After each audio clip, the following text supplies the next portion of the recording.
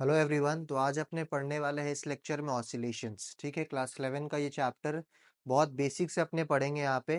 ठीक है, तो जिसको भी डाउट्स है, जिसको भी इसमें प्रॉब्लम है, इस पूरे लेक्चर को देखना है ध्यान से और अपना नोट्स बनाना है। ठीक, तो चलिए शुरू करते हैं। सबसे पहले अपने समझेंगे कि पीरियोडिक मोशन क्या होता है। ठीक, क्या है periodic motion? When a body repeats it's motion on a definite path in a definite interval of time.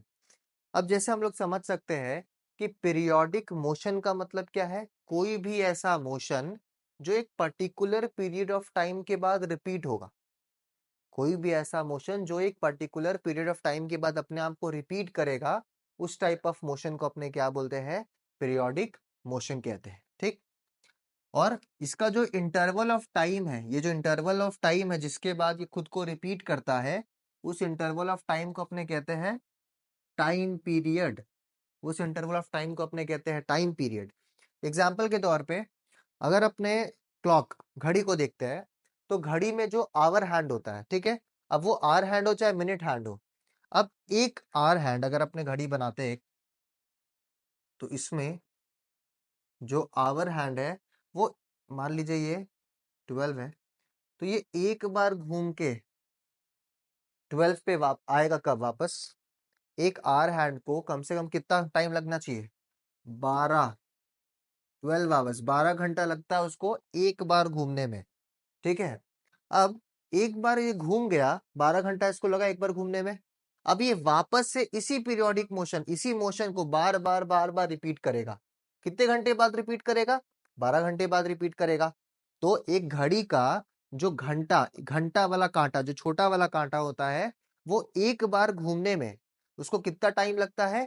12 घंटा लगता है। और ये अपना मोशन को हर 12 घंटे के बाद रिपीट करता है। तो ये एक टाइप ऑफ पीरियोडिक मोशन है जिसका टाइम पीरियड कितना है? कितना टाइम पीरियड? तो 12 आवर्स है। हाँ या ना? हाँ या ना? सेकंड, अगर हम लोग उसी घड़ी में जो मिनट हैंड होता है, ठीक, तो एक मिनट हैंड अगर एक बार पूरा घूमेगा, मान लीजिए कि 12 से शुरू होके वापस 12 पे आएगा, एक मिनट हैंड, तो उसको कितना टाइम लगेगा? एक मिनट हैंड को, जो कि बड़ा कांटा होता है, उसको एक बार पूरा पूरा घूमने में लगता है 1 घंटा, है ना? और ये भी एक पीरियोडिक मोशन है, क्योंकि ये पर्टिकुलर अपना जो ये मोशन है, ये इसको बार बार सेम पाथ पे 1 घंटे के बाद बार बार रिपीट करता है। तो ये होता है पीरियोडिक मोशन। ठीक है, चलिए नेक्स्ट। अगर पीरियोडिक मोशन समझ में आ गया, तो अब अपने बात करेंगे पीरियोडिक फंक्शंस के बारे में। तो पीरियोडिक फंक्शन क्या है? For a periodic motion, displacement is a function of time.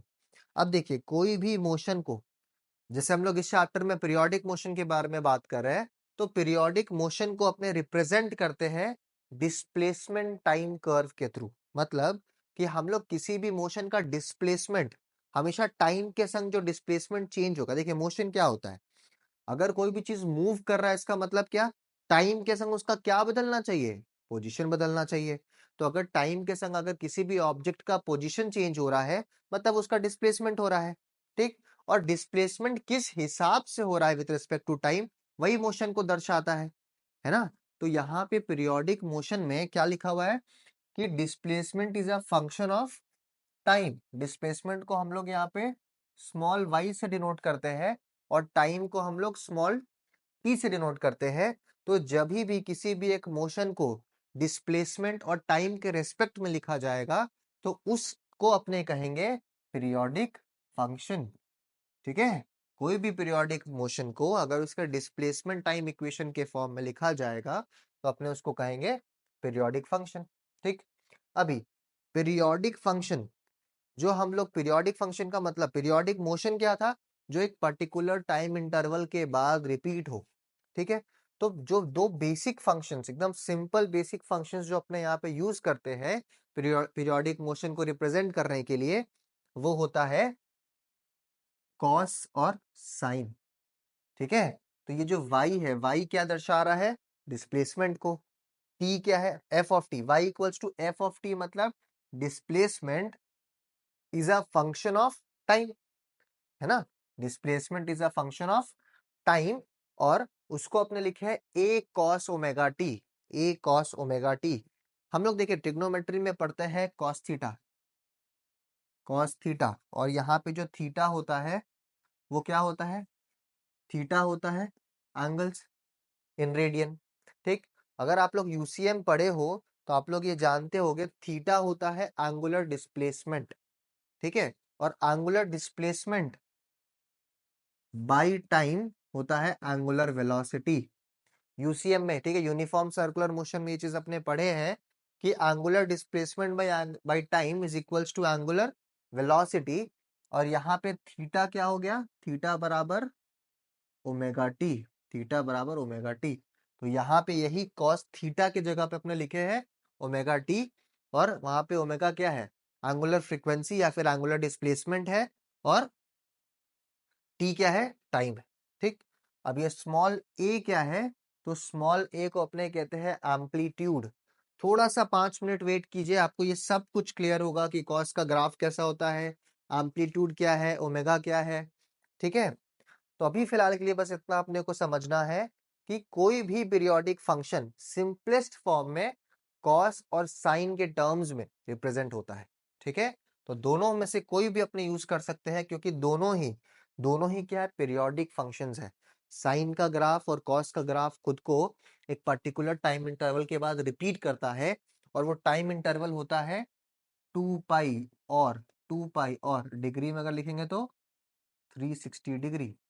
ठीक है, कॉस का ग्राफ हो या साइन का ग्राफ हो, खुद को 360 डिग्री के बाद रिपीट करता है।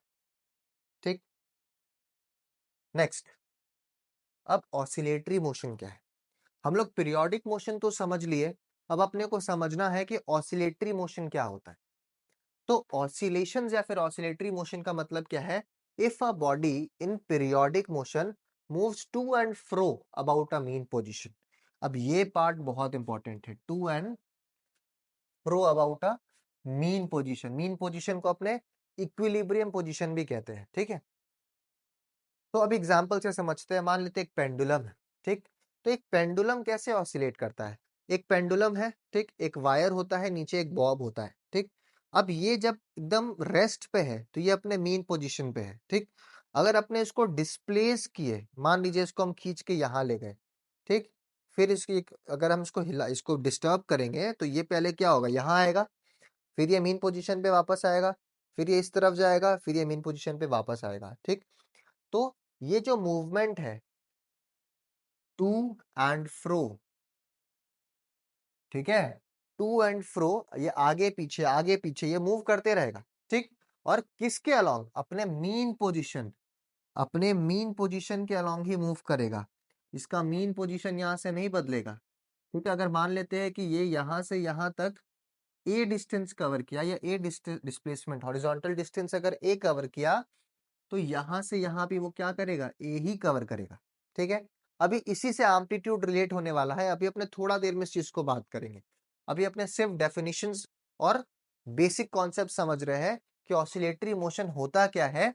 तो ऐसा पीरियोडिक मोशन जो पहला बात तो टू एंड फ्रो हो, आगे फिर मीन पोजीशन, फिर पीछे, फिर मीन पोजीशन, फिर आगे, फिर मीन पोजीशन, फिर पीछे, फिर मीन पोजीशन, ये होते रहना चाहिए। ठीक है, बार बार।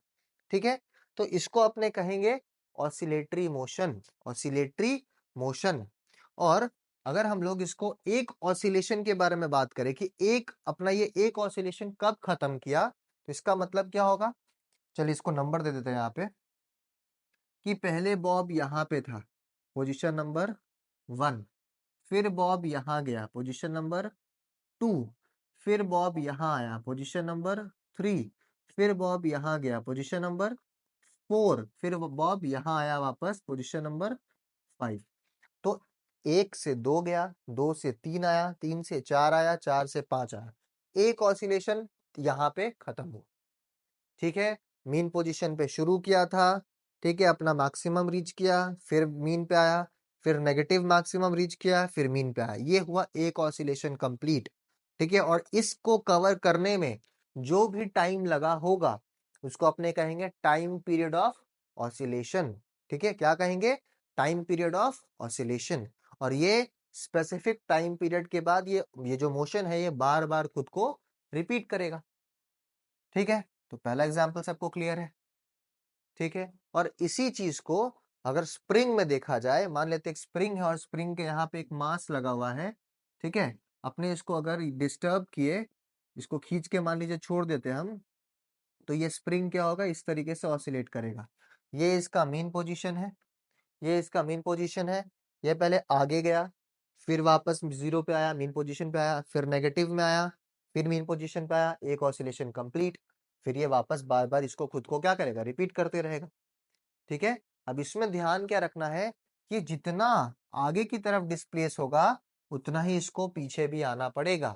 ये जितना आगे की तरफ डिस्प्लेस होगा उतना ही इसको पीछे आना पड़ेगा। अब इसके लिए अपने फ्रिक्शन और बाकी रेजिस्टिव फोर्सेस को अपने को क्या मानना पड़ेगा कि कुछ भी रेजिस्टेंस नहीं है, इसमें कोई भी ऐसा फैक्टर नहीं है जो एनर्जी को खत्म करा रहा है, क्योंकि अगर एनर्जी खत्म होगा तो ये पूरा एक्स वापस नहीं आएगा। ठीक है, थोड़ा कम आएगा। ठीक है, तो आई होप सबको ऑसिलेटरी मोशन को ये अपने क्या कहते हैं, इसी को तो वाइब्रेशन कहते हैं ना। वाइब्रेटरी मोशन या फिर ऑसिलेटरी मोशन, दोनों ही अपने इसको कह सकते हैं। ठीक है, पूरा इसको इमेजिन करना है। ठीक है, ये जो भी अपने ये जो एसएचएम पढ़ रहे हैं अपने को इसको पूरा इमेजिन करके समझना है कि मेरे को दिखना चाहिए, जब हम पढ़ाई करें तो फिर क्या होना चाहिए, दिखना चाहिए वो पूरा कॉन्सेप्ट। चलिए नेक्स्ट क्या है, नेक्स्ट है हार्मोनिक ऑसिलेशंस। ठीक है, तो हार्मोनिक ऑसिलेशंस क्या होता है, oscillations that can be expressed in terms of simple harmonic functions, that is sine और कोसाइन फंक्शंस। ठीक है, तो ऑसिलेशंस में जो सबसे डरावना पार्ट लगता है बच्चों को वो है एसएचएम, सिंपल हार्मोनिक मोशन। तो सिंपल हार्मोनिक मोशन क्या है ये अपने अभी देखेंगे। तो oscillations that can be expressed, ऐसा कोई भी ऑसिलेशन जो कि साइन और कोसाइन फंक्शंस के टर्म में अभी अपने देखे थे, मतलब जिसका डिस्प्लेसमेंट टाइम इक्वेशन अगर साइन और कोसाइन के टर्म्स में रिप्रेजेंट हो जाए तो उसको अपने कहेंगे क्या, हार्मोनिक ऑसिलेशंस।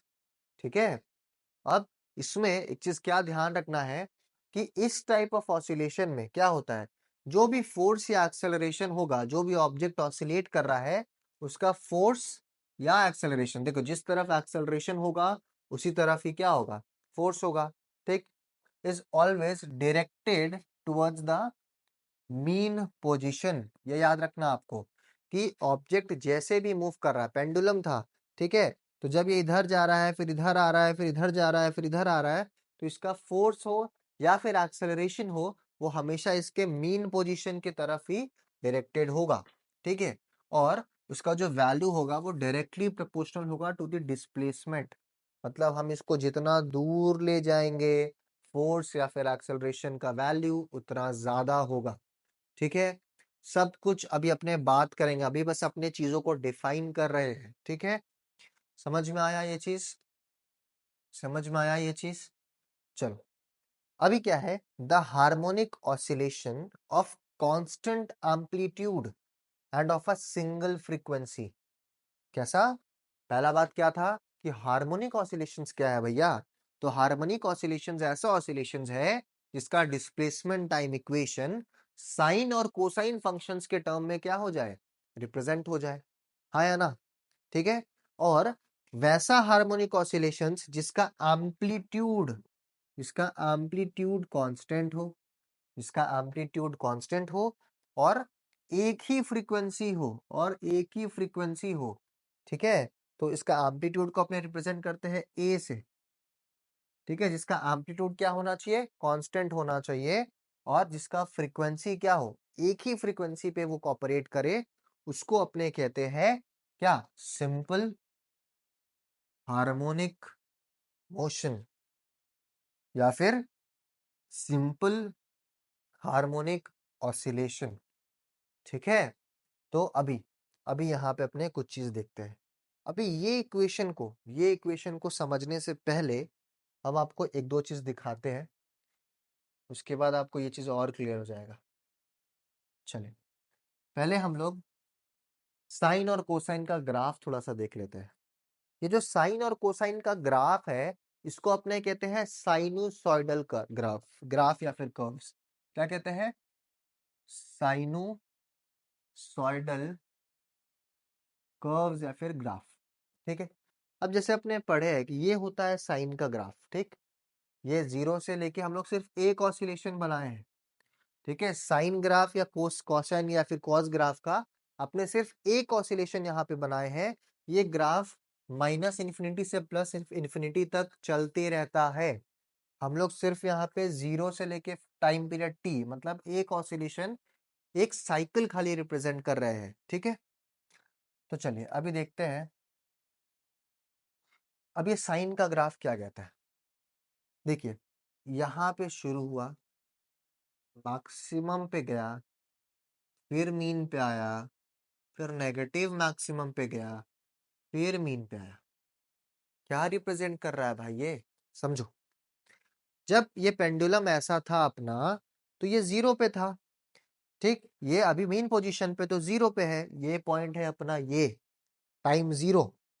अपने इसको क्या किए, इस तरफ डिस्प्लेस करके एक मैक्सिमम पॉइंट तक ले गए। यहाँ पे इसका डिस्प्लेसमेंट मीन पोजीशन से क्या है, मैक्सिमम है। तो यहाँ से ये डिस्प्लेस हुआ एक मैक्सिमम पॉइंट तक, ठीक है। और मीन पोजीशन से ये जो मैक्सिमम पॉइंट है, इसी के बीच का डिस्प्लेसमेंट को अपने कहते हैं एम्पलीट्यूड। क्या कहते हैं इसको, एम्पलीट्यूड, ठीक है। या फिर एम्पलीट्यूड को बोल सकते हैं maximum displacement of a body, ठीक है। तो एम्पलीट्यूड क्या होता है, मैक्सिमम डिस्प्लेसमेंट, ठीक है। कोई भी पेंडुलम है अगर, उसका बॉब मैक्स टू मैक्स यहां जा सकता है, इससे दूर नहीं जा सकता, ठीक है। तो यहाँ ये जो यहाँ से लेके यहाँ तक का डिस्प्लेसमेंट, इसको अपने कहते हैं क्या, एम्पलीट्यूड। और ये क्या मैक्सिमम पॉइंट पे आ चुका था, ठीक। अब ये मैक्सिमम पॉइंट से वापस कहाँ आएगा, 0 पे आएगा। अब ये 0 पे आया मतलब क्या, मेन पोजीशन पे इसका एम्पलीट्यूड कितना हो गया, 0 हो गया। तो ये मैक्सिमम पॉइंट से फिर कहाँ आया, 0 पे आया, ठीक है। फिर ये 0 पे आने के बाद क्या होगा, नेगेटिव साइड उल्टे डायरेक्शन में एक मैक्सिमम पॉइंट तक जाएगा। इसको हम लोग मिनिमम पॉइंट नहीं कहते, इसको अपने कहते हैं नेगेटिव मैक्सिमम, ठीक है। पेंडुलम यहाँ था, यहाँ गया, यहाँ आया, अब उल्टा डायरेक्शन में जा रहा है, इसीलिए नेगेटिव साइन है। पर अगर ये ऊपर वाला को हम लोग ए माने हैं, तो ये भी क्या होगा, इसका जो ये गैप है ये भी ए ही होगा। बट ये माइनस ए दिखा रहा है क्या, कि उसका डिस्प्लेसमेंट क्योंकि एक वेक्टर क्वांटिटी है, तो इसका डायरेक्शन ऑपोजिट है, ठीक है। तो ये माइनस नेगेटिव मैक्सिमम पे आ गया। अब ये नेगेटिव मैक्सिमम से वापस कहाँ आएगा, वापस मीन पोजीशन पे आएगा, ठीक है। तो ये वापस 0 पे आया, ठीक। तो वापस अपने देखते हैं, यहाँ गया, यहाँ आया, यहाँ गया, यहाँ आया। 0 पे आने के बाद इसका ऑसिलेशन, एक ऑसिलेशन कंप्लीट हुआ। और ये जो नेचर है 0 मैक्सिमम 0 नेगेटिव मैक्सिमम 0, कौन सा फंक्शन डिसाइड किया ये चीज, या कौन सा फंक्शन रिप्रेजेंट कर सकता है भाई ये चीज, बोलो भाई, साइन फंक्शन रिप्रेजेंट करता है। इसीलिए हम लोग ऑसिलेशंस को या सिंपल हार्मोनिक मोशन को किसके टर्म्स में रिप्रेजेंट करते हैं, सिंपली साइन के फंक्शन में या फिर कोसाइन के फंक्शन में। अभी उसको भी अपने देख लेते हैं, ठीक है। समझ में आया ये बात, ठीक। जो टाइम लगेगा पूरा यहां से यहां तक, उसको अपने कहेंगे क्या, टाइम पीरियड। ये ग्राफ किसका है, वाई और टी का ग्राफ है। वाई टी मतलब डिस्प्लेसमेंट टाइम कर्व है भैया, है कि नहीं। समझ में आया ये बात, ए है इसका एम्पलीट्यूड, ठीक। ये भी ए है तो ये भी ए होगा, ठीक। कोई दिक्कत नहीं, एकदम आसान है ना। चलो नेक्स्ट। अब कोसाइन कैसे हो सकता है, कोसाइन कैसे हो सकता है, कॉस 0 का वैल्यू तो 1 होता है, ठीक है। और अगर एम्पलीट्यूड ए है, तो यहाँ पे अब देखो मैक्सिमम से शुरू हो रहा है ग्राफ। अगर हम लोग ग्राफ को देखते हैं, तो इसका कर्व मैक्सिमम से शुरू हो रहा है, इसका कर्व 0 से शुरू हो रहा था, ठीक है।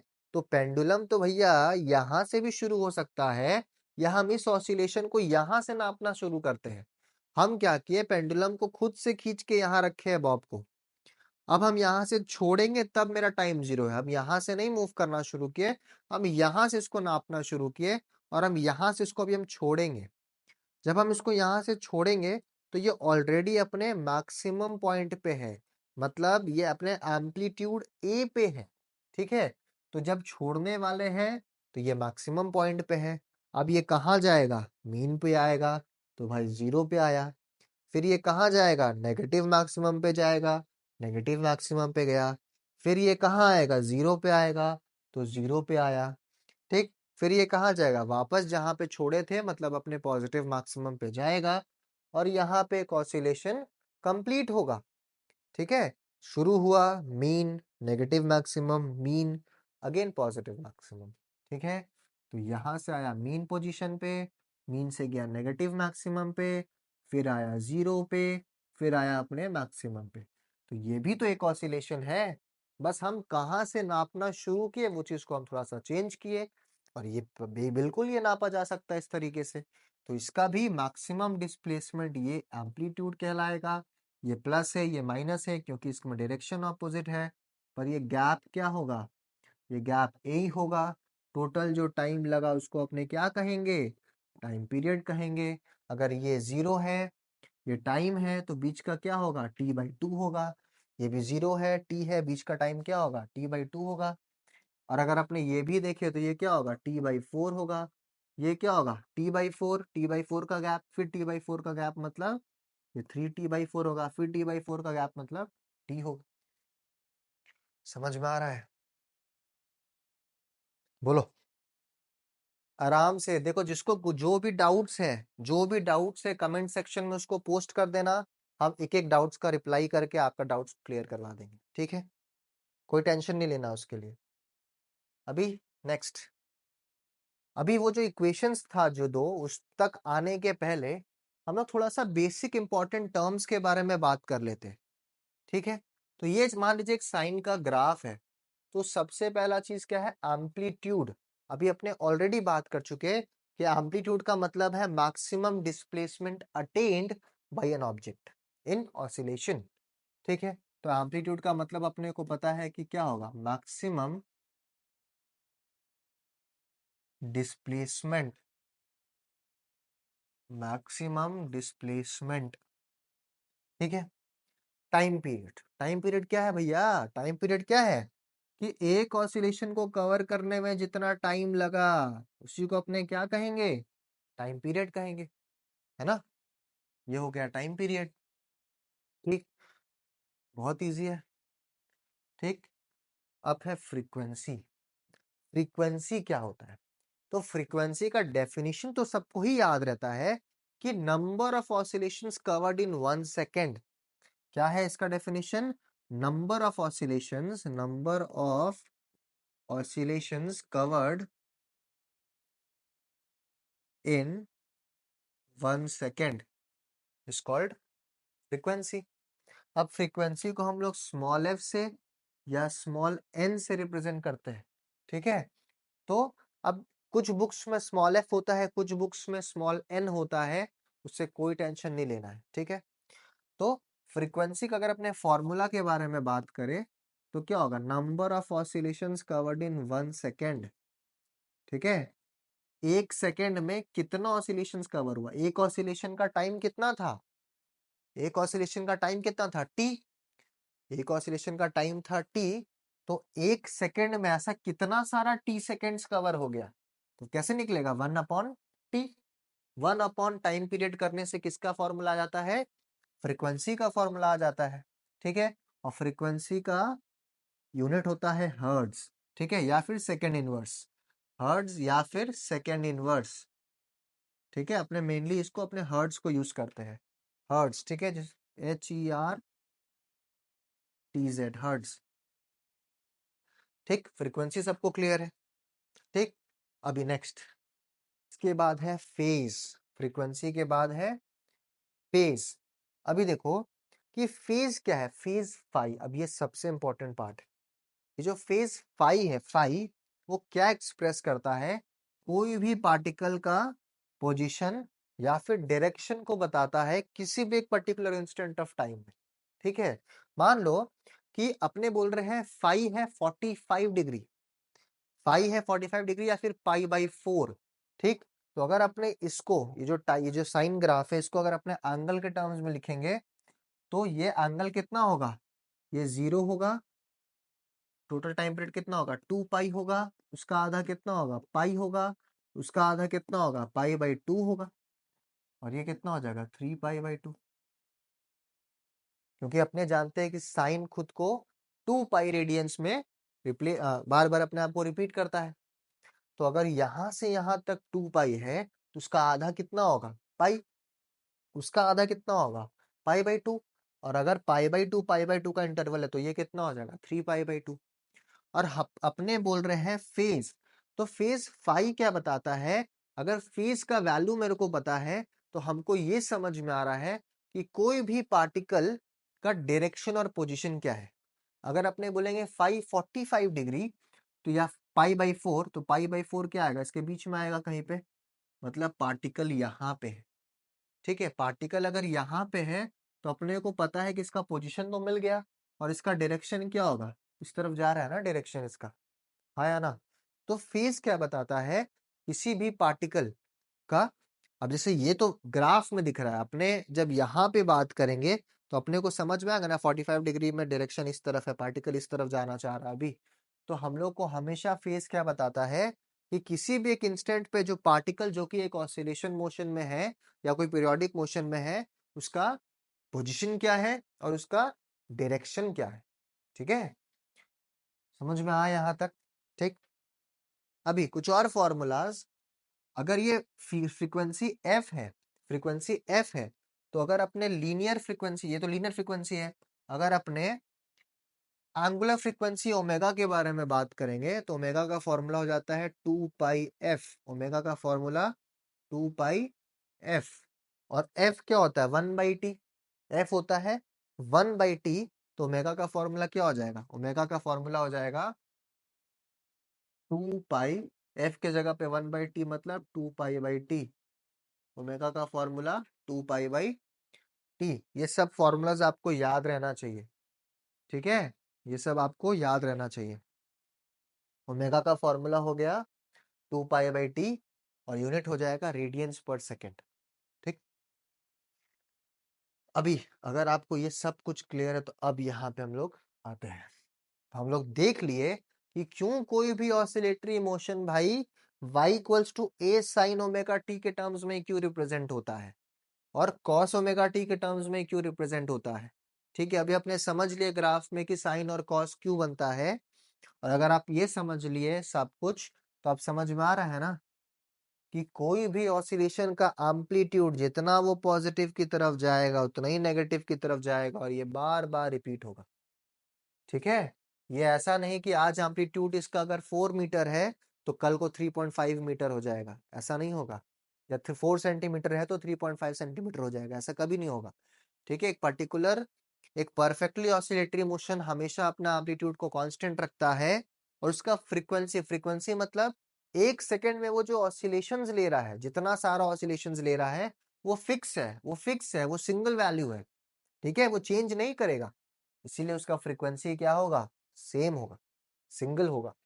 ठीक है, y क्या हो गया, a साइन ओमेगा टी, और ओमेगा का फॉर्मूला भी अपने क्या देखे, 2 पाई टाइम पीरियड।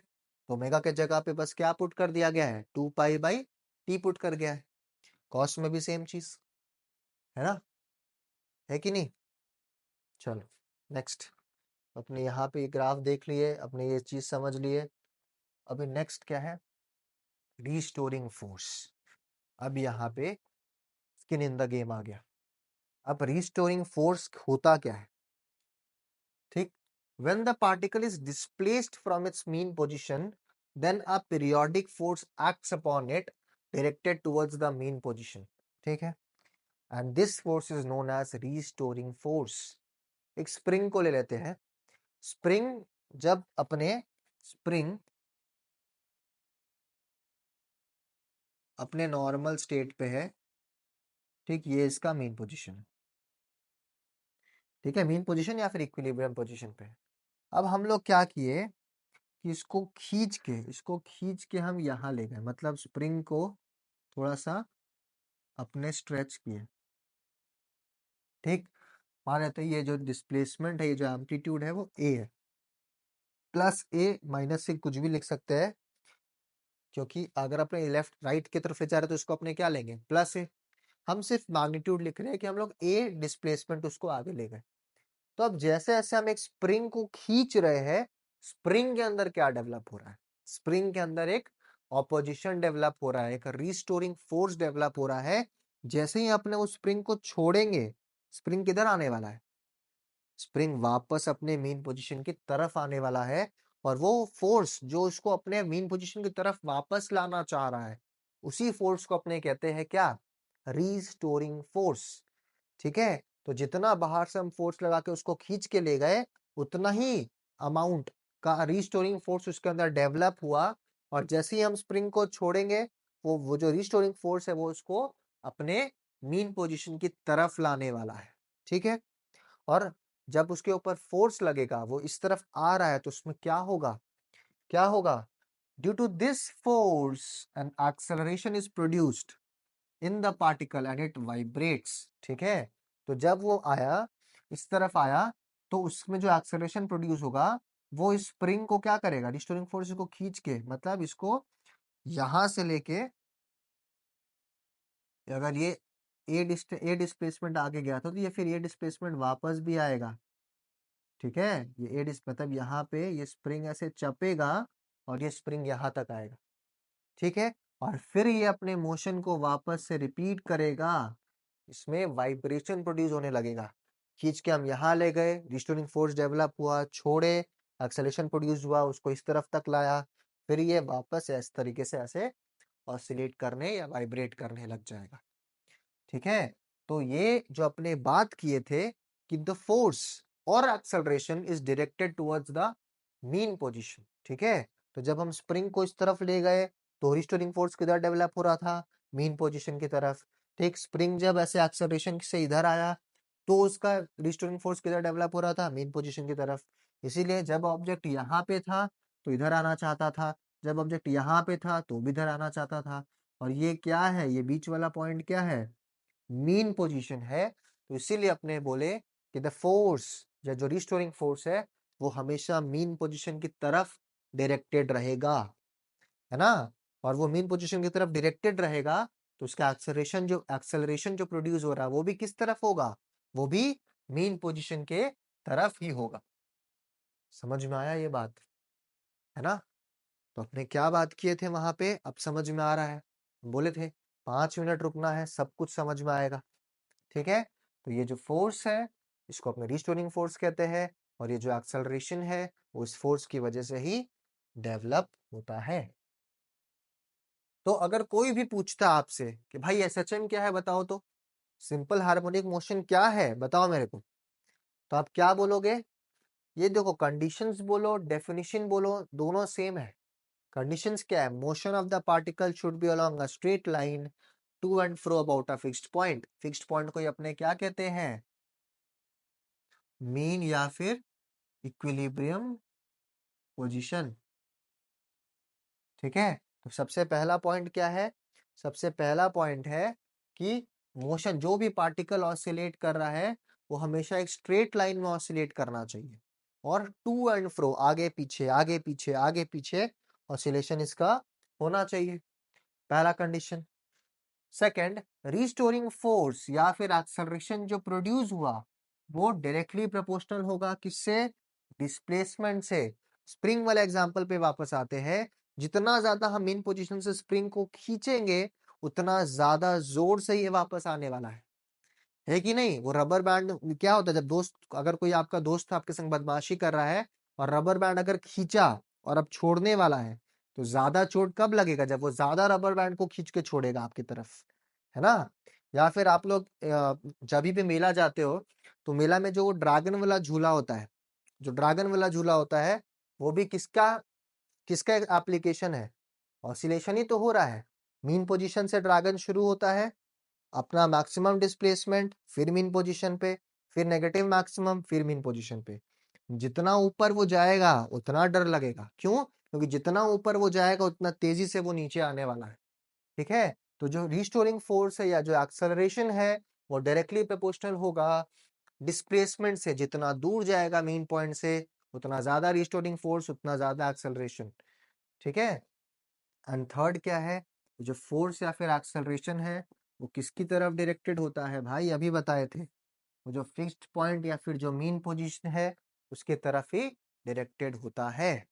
ठीक है, तो ये तीन कंडीशंस है एसएचएम का, और इन्हीं 3 कंडीशंस को मिला के लिख देंगे एक साथ में एक स्टेटमेंट में, तो उसको अपने कहेंगे definition of SHM.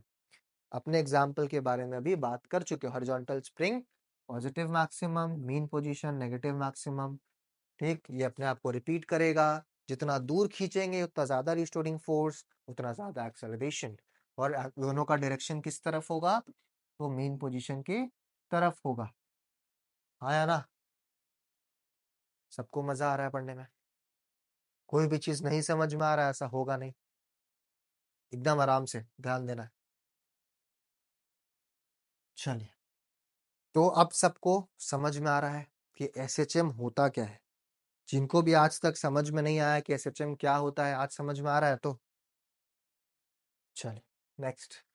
SHM as projection of uniform circular motion. अब ये पार्ट बहुत बहुत इंपॉर्टेंट है, ठीक है, कि एसएचएम को हम लोग यूनिफॉर्म सर्कुलर मोशन के संग रिलेट करने वाले हैं, ठीक है। चलिए देखते हैं इसमें क्या है।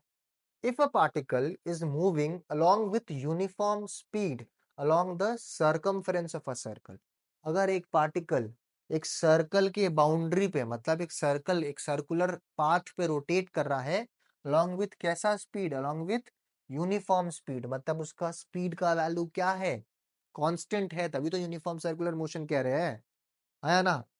तो अगर एक पार्टिकल एक सर्कल के अलोंग यूनिफॉर्म स्पीड से ट्रैवल कर रहा है, then the straight line motion of the projection, अब ये पार्ट बहुत इंपॉर्टेंट है, then the straight line motion of the projection of the particle on the diameter of the circle is called SHM.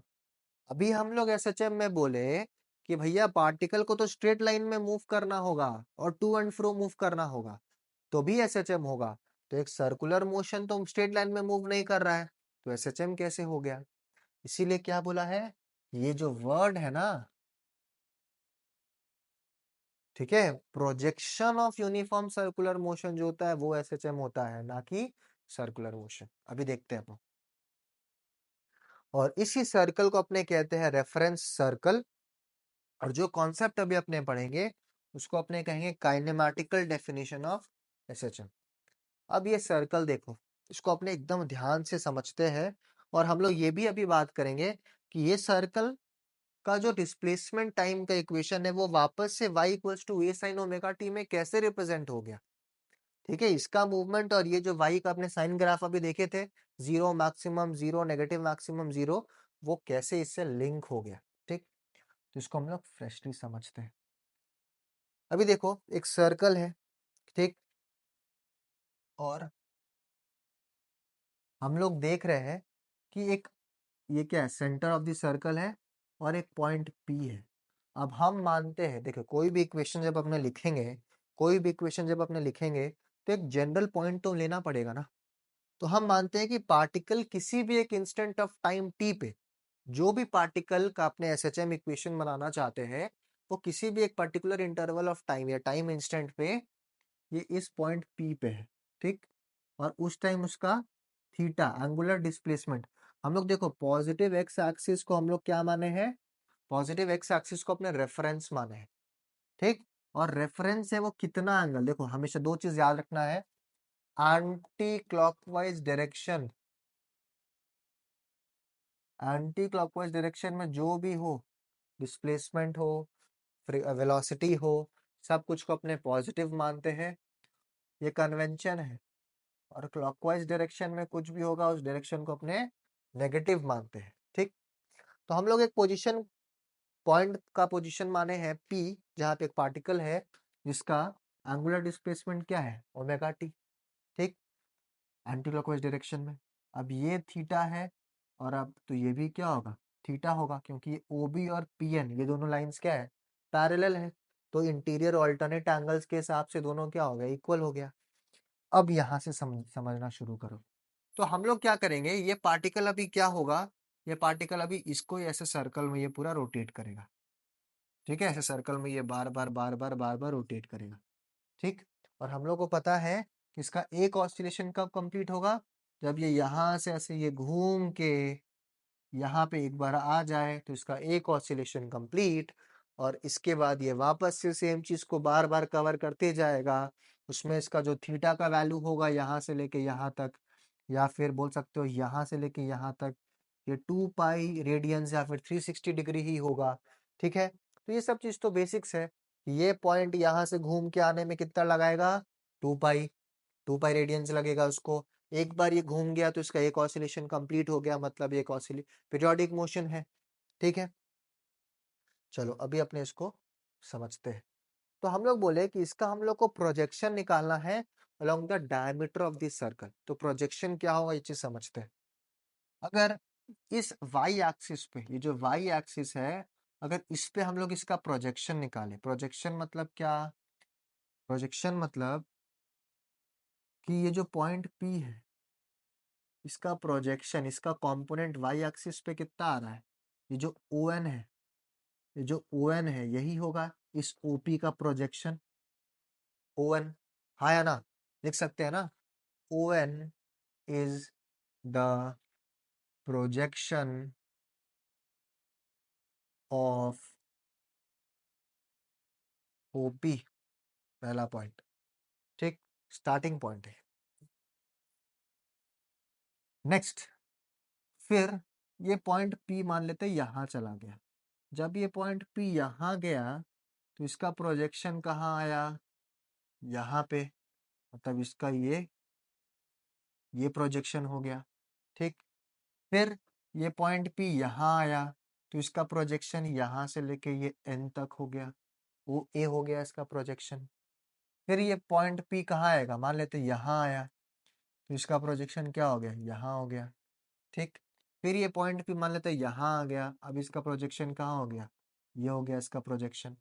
ठीक, अब शुरू से शुरू करते हैं। तो यहाँ पे अपने रेफरेंस किसको माने थे, एक्स एक्सिस को। तो ओ पॉइंट से यहाँ पे शुरुआत हुआ। ठीक, जब पॉइंट पी पे था पार्टिकल तो इसका प्रोजेक्शन क्या था, मतलब इसका प्रोजेक्शन था यहाँ तक, एन तक। ठीक, फिर थोड़ा ऊपर गया, प्रोजेक्शन और ऊपर गया। ठीक है, फिर थोड़ा एकदम मैक्सिमम पॉइंट ए पे चला गया पार्टिकल, तो ये प्रोजेक्शन का मैक्सिमम वैल्यू रीच हो गया और ये हो गया ए तक। ठीक है, ठीक है, आरो देके हम लोग इसका डायरेक्शन भी स्पेसिफाई कर देते हैं, इस तरफ प्रोजेक्शन इस तरफ है। ठीक, फिर नेक्स्ट, अब ये पार्टिकल जब यहाँ आया तो इसका प्रोजेक्शन क्या हो गया, नीचे आ गया। तब उसका प्रोजेक्शन वापस से, पहले यहाँ से यहाँ तक गया था, अब ये प्रोजेक्शन वापस नीचे आ गया। ठीक, फिर और नीचे आ गया पार्टिकल, उसका प्रोजेक्शन और नीचे आ गया। ठीक है, फिर ये पॉइंट मान लेते हैं, अब ये पॉइंट यहाँ आ गया, अब ये पॉइंट यहाँ आ गया, उसका प्रोजेक्शन कहाँ होगा, इसका प्रोजेक्शन कहाँ होगा, ओ पे ही। तो इसका प्रोजेक्शन आ गया ओ पे। ठीक, ये ओ है। फिर ये पार्टिकल यहाँ से यहाँ आ गया, इसका प्रोजेक्शन किधर, यहाँ पे, नेगेटिव साइड में प्रोजेक्शन। फिर ये पार्टिकल घूम के यहाँ आ गया, नेगेटिव मैक्सिमम में क्या बन रहा है, नेगेटिव मैक्सिमम, ऊपर ए था तो नीचे ए डैश। फिर ये पार्टिकल यहाँ चला गया, प्रोजेक्शन वापस ऊपर आ गया, ये पहले इधर गया था, अब वापस से प्रोजेक्शन ऊपर आ रहा है। फिर इधर प्रोजेक्शन, इधर, फिर इधर प्रोजेक्शन वापस से ओ पे। तो वापस से प्रोजेक्शन कहाँ आ गया, ओ पे आ गया। ठीक, शुरू से ऊपर गया, जीरो पे आया, देखो मीन से ऊपर गया, मीन पे आया, नेगेटिव गया, वापस से मीन पे आया। ठीक है, तो क्या है ये, क्या हो रहा है, किसका नेचर है ऐसा, शुरू ऊपर गया, नीचे आया मीन पे, फिर नीचे गया, फिर ऊपर आया मीन पे। क्या है ये, क्या है ये, तो ये यूनिफॉर्म सर्कुलर मोशन का प्रोजेक्शन है ना, कि जब ये मूवमेंट हो रहा है तो ये प्रोजेक्शन कहाँ से कहाँ हुआ, ए से ए डैश के बीच हुआ ये प्रोजेक्शन, उसका मीन पॉइंट क्या था, ओ था। ठीक है, अब ये पॉइंट पी कहीं पे भी होता तो ये चीज तो होता ही। एक ऑसिलेशन के बाद ये अपना प्रोसेस को कंप्लीट किया, एक ऑसिलेशन इसका कंप्लीट हुआ। कैसे कंप्लीट हुआ, ये पहले ऊपर गया, फिर नीचे आया मीन पे, फिर नीचे गया, फिर ऊपर आया मीन पे। और ये प्रोजेक्शन ए से ए डैश क्या है, सर्कल का ए डैश क्या है, ये क्या है, डायामीटर ही तो है ना भाई। डायमीटर ऑफ द सर्कल है कि नहीं है? तो बोल सकते हैं कि एक यूनिफॉर्म सर्कुलर मोशन का जो प्रोजेक्शन है उसके डायमीटर ऑफ द सर्कल पे, उसका नेचर कैसा है? एसएचएम जैसा है। ठीक है। Mean positive maximum, mean negative maximum, mean one oscillation has been completed. If a particle is moving along with a uniform speed along in the circumference of the circle, then the straight line motion of the projection, straight line motion of the projection on the diameter, diameter मतलब a dash of the circle is called SHM. अब समझ में आया सबको? अब समझ में आया सबको? और अगर SHM है तो उसका इक्वेशन क्या हो जाएगा? y equals to a sin omega t. आया ना? बोलो, एकदम आसान है कि नहीं? एकदम आसान है। समझ में आ रहा है? इसका डिस्प्लेसमेंट इक्वेशन क्या हो गया? ए साइन ओमेगा टी। जीरो से शुरू हुआ तो साइन, कोई मैक्सिमम ए पॉइंट से शुरू होता तो कॉस। आया ना? यहां से यहां तक का चीज को एम्पलीट्यूड कहते हैं, मैक्सिमम डिस्प्लेसमेंट को अपने क्या कहते हैं? एम्पलीट्यूड कहते हैं। ठीक है, कोई दिक्कत नहीं। समझ में आया सबको? चलो नेक्स्ट। अब अगर यहां तक सबको समझ में आ गया तो देखो, दो चीज हो सकता है कि हमेशा एक पार्टिकल क्या मेन पोजीशन से शुरू होगा? नहीं ना। तो अगर स्टार्टिंग पॉइंट मेन पोजीशन से ना होके एक पॉइंट पी नॉट पे है, जो पहले से ही रेफरेंस से फाई फाई आगे है, और एंटी क्लॉकवाइज डायरेक्शन को हम लोग क्या लेते थे? पॉजिटिव। तो ये क्या था? फेज क्या था? तो फेज बताता था कि position and direction of the particle. तो यहाँ पे पोजीशन इनिशियल पॉइंट यहाँ की बजाय यहाँ से शुरू हो रहा, रेफरेंस शिफ्ट हो गया। ठीक है।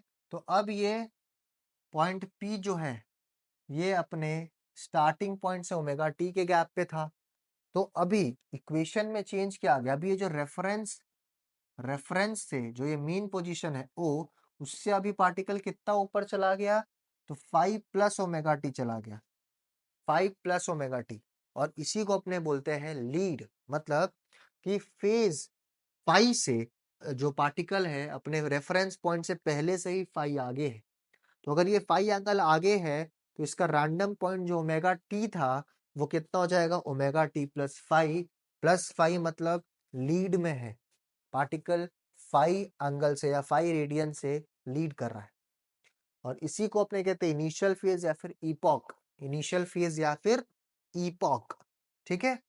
नेक्स्ट, एक चीज हो सकता था कि मीन पोजीशन से वो आगे था पहले से, दूसरा क्या, मीन पोजीशन से वो पीछे था।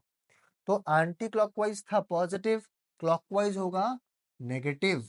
इनिशियल फेज या इपॉक यहाँ पे क्या है? -5। और अपने स्टार्टिंग पॉइंट से जो रैंडम कोई भी एक जनरल पोजीशन पी जो था वो कितना था? ओमेगा टी, है ना? तो ओमेगा टी -5 क्या हो गया?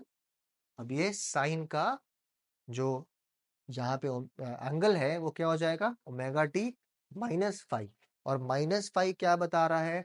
-5 बता रहा है कि फेज लैग है, मतलब पार्टिकल पीछे चल रहा है। किससे? अपने मीन पोजीशन से 5 रेडियंस पीछे है। तो उसका इनिशियल फेज क्या है? नेगेटिव है। इनिशियल पोजीशन उसका क्या है? नेगेटिव है। समझ में आया? समझ में आ रहा है? मतलब अगर मान लो इस इक्वेशन में हम लोग टाइम को 0 पुट करेंगे तो टाइम 0 के बाद क्या होगा? ए साइन फाई। मतलब ये जो गैप है, ये जो गैप है, इसका जो प्रोजेक्शन होगा ये है y का वैल्यू। और ये y का वैल्यू टाइम 0 पे 0 नहीं है। पर हम लोग इस इक्वेशन में टाइम t के जगह 0 पुट करेंगे तो यहाँ पे जो डिस्प्लेसमेंट हो जाएगा क्या होगा? साइन 0। यहाँ पे 0 पुट करेंगे तो साइन 0 क्या होगा? 0। और y पे क्या हो जाएगा? 0। मतलब मेरा इनिशियल स्टार्टिंग पॉइंट क्या है? मीन पोजीशन है। बट इन दोनों केस में मेरा स्टार्टिंग पॉइंट मीन पोजीशन नहीं है, या तो मीन पोजीशन से थोड़ा आगे है, ठीक, इतना आगे है मीन पोजीशन से, या फिर अगर यहाँ पे हम लोग 0 पुट करेंगे तो ए साइन ऑफ -5 ये क्या देगा? ये प्रोजेक्शन हमको यहाँ पे देगा। मतलब यहाँ से पार्टिकल स्टार्ट होगा ऑसिलेट करना, यहाँ पे यहाँ से पार्टिकल स्टार्ट होगा ऑसिलेट करना। ठीक है, समझ में आ रहा है? तो लीड और लैग का कॉन्सेप्ट समझ में आया। इनिशियल फेज की वजह से ये चीज होता है। चल, समझ में आया सबको यहाँ तक? इजी है। अब अपने समझेंगे कि डिस्प्लेसमेंट इक्वेशन ऑफ एसएचएम क्या होता है। हम लोग जानते हैं कि डिस्प्लेसमेंट इक्वेशन निकालने के पहले जो ये डिस्प्लेसमेंट इक्वेशन ऑफ एसएचएम, हमको पता है कि y equals to a sine omega t होता है। क्या होता है? y equals to a sine omega T. अब वेलोसिटी में अगर अपने जाए तो डिस्प्लेसमेंट से लीनियर वेलोसिटी है ये, v स्मॉल v क्या लीनियर वेलोसिटी। तो वेलोसिटी ऑफ एसएचएम क्या हो जाएगा, या velocity of the particle in SHM क्या हो जाएगा? तो वेलोसिटी का फॉर्मूला क्या होता है, ये अपने कैसे निकालते हैं? Rate of change of displacement. Rate of change of displacement को अपने क्या कहते हैं? वेलोसिटी कहते हैं। तो इस इक्वेशन को अपने dy बाई डी टी मतलब डिफरेंशिएट किए। जब इसको अपने डिफरेंशिएट करेंगे तो a तो क्या है, a कांस्टेंट है ना, a कांस्टेंट है, बाहर आ गया, बाहर साइन ओमेगा टी का डिफरेंशिएशन क्या हो जाएगा? Omega cos omega T, constant बाहर, कॉस ओमेगा टी, साइन का डिफरेंशिएशन कॉस। ठीक, तो a omega cos omega T मतलब हम लोग इसको लिख सकते हैं कि वेलोसिटी का क्या है? इक्वेशन है। ये था डिस्प्लेसमेंट का इक्वेशन, ये है वेलोसिटी का इक्वेशन। ये सब बहुत इंपॉर्टेंट है। ठीक है, जो भी बॉक्स में डाला हुआ है वो सब कुछ बहुत इंपॉर्टेंट है। ठीक है, तो ये हो गया v equals to a omega cos omega T. अब हम लोग क्या कॉस को root over of 1 minus sine square लिख सकते हैं? कैसे लिख सकते हैं?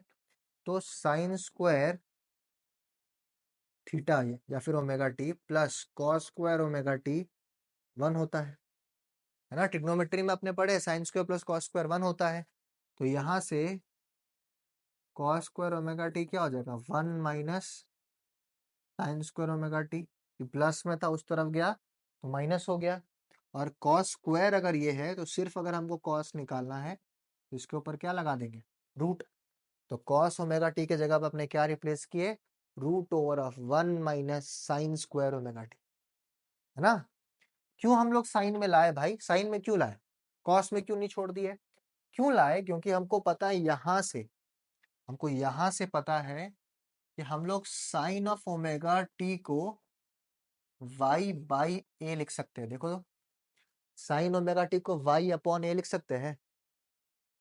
अब अगर हम यहाँ पे साइन ओमेगा टी को रिप्लेस करेंगे तो साइन ओमेगा टी की जगह क्या बैठेगा? y बाई ए और उसका स्क्वायर, क्योंकि यहाँ पे साइन स्क्वायर है। हाँ या ना? अगर हम लोग इसको थोड़ा सा सॉल्व करें तो ए ओमेगा बाहर में है root over of 1 minus Y square by A square. ठीक है, और अगर अपने एलसीएम लेंगे तो एलसीएम कितना आएगा? ए स्क्वायर एलसीएम आएगा। ठीक, तो ये 1 बाई 1 था, ए स्क्वायर ऊपर मल्टीप्लाई होके क्या हो जाएगा? A square minus Y square by A square. ठीक, अभी अगर हम लोग नीचे वाला ए स्क्वायर को रूट से बाहर निकालेंगे, सिर्फ नीचे वाला ए स्क्वायर, क्योंकि ऊपर तो ए स्क्वायर के बीच में, ए स्क्वायर और वाई स्क्वायर के बीच में एक नेगेटिव साइन, तो वो तो रूट से बाहर नहीं आ सकता, पर नीचे वाला ए स्क्वायर तो रूट के बाहर आ सकता है। तो अगर हम लोग इसको बाहर निकालते हैं तो क्या होगा? क्या होगा? नीचे डिवाइड ए स्क्वायर रूट से बाहर आके ए बच गया, ये ए और ये ए कट गया, ये ए और ये ए क्या हुआ? कट गया। तो बचा क्या?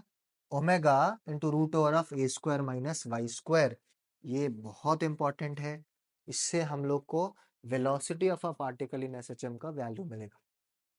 ठीक है, v equals to omega into root over of A square minus Y square. A क्या है? एम्पलीट्यूड है। y क्या है? डिस्प्लेसमेंट है। ठीक, ओमेगा क्या है? एंगुलर वेलोसिटी या फिर एंगुलर फ्रीक्वेंसी है। ठीक,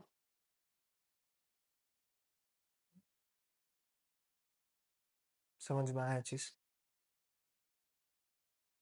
नेक्स्ट नेक्स्ट, अभी वेलोसिटी आ गया, अब यहाँ पे है एक्सेलरेशन। तो एक्सेलरेशन क्या है? एक्सेलरेशन को हम लोग यहाँ पे अल्फा मानते हैं। ए नहीं मानते क्योंकि ए यहाँ पे ऑलरेडी एम्पलीट्यूड को कह दिए, ठीक है। तो अल्फा क्या होगा, rate of change of velocity, rate of change of velocity होगा अल्फा। तो D by D T of velocity, velocity का इक्वेशन अपना क्या आया था, ए ओमेगा कॉस ओमेगा टी। तो वहां पे अपने इसको क्या किए, पुट किए। ए ओमेगा कांस्टेंट है, बाहर आ गया, ठीक, ए ओमेगा बाहर आ गया।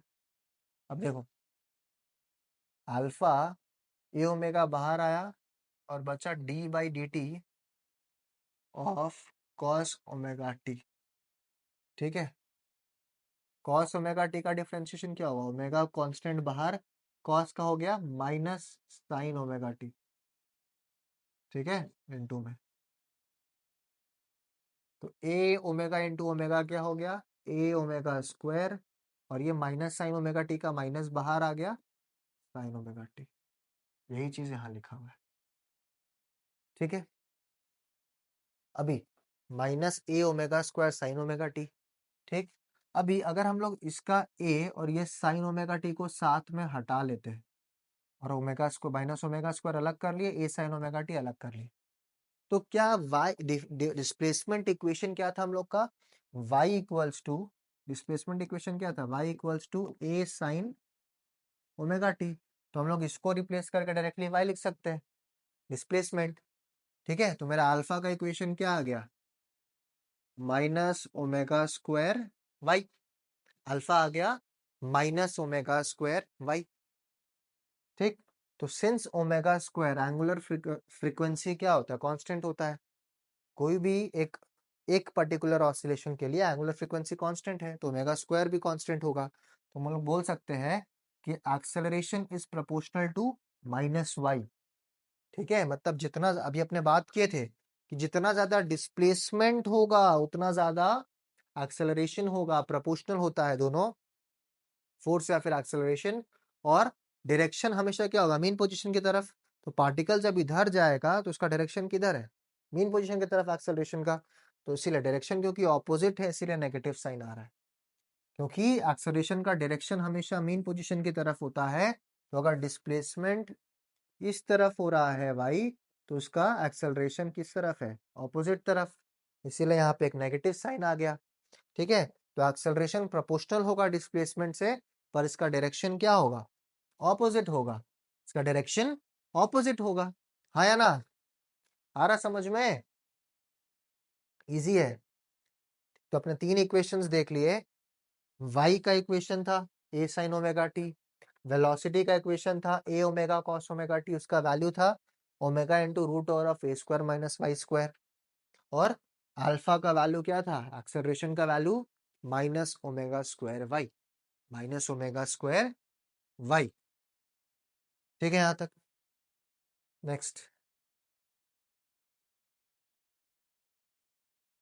अब क्या है, अब है time period, time period of SHM. तो अपने देखे थे टाइम पीरियड में, देखे थे ना, ओमेगा था 2 पाई एफ, फ्रीक्वेंसी होता है 1/t, तो ओमेगा हो गया था 2 पाई/t, और टी और ओमेगा अपना पोजीशन अगर रिवर्स किया तो टी क्या हो गया, 2 पाई/ओमेगा, 2 पाई/ओमेगा। और अपने अभी मैग्नीट्यूड वाइज अपने देखे कि अल्फा का मैग्नीट्यूड क्या था, omega square Y.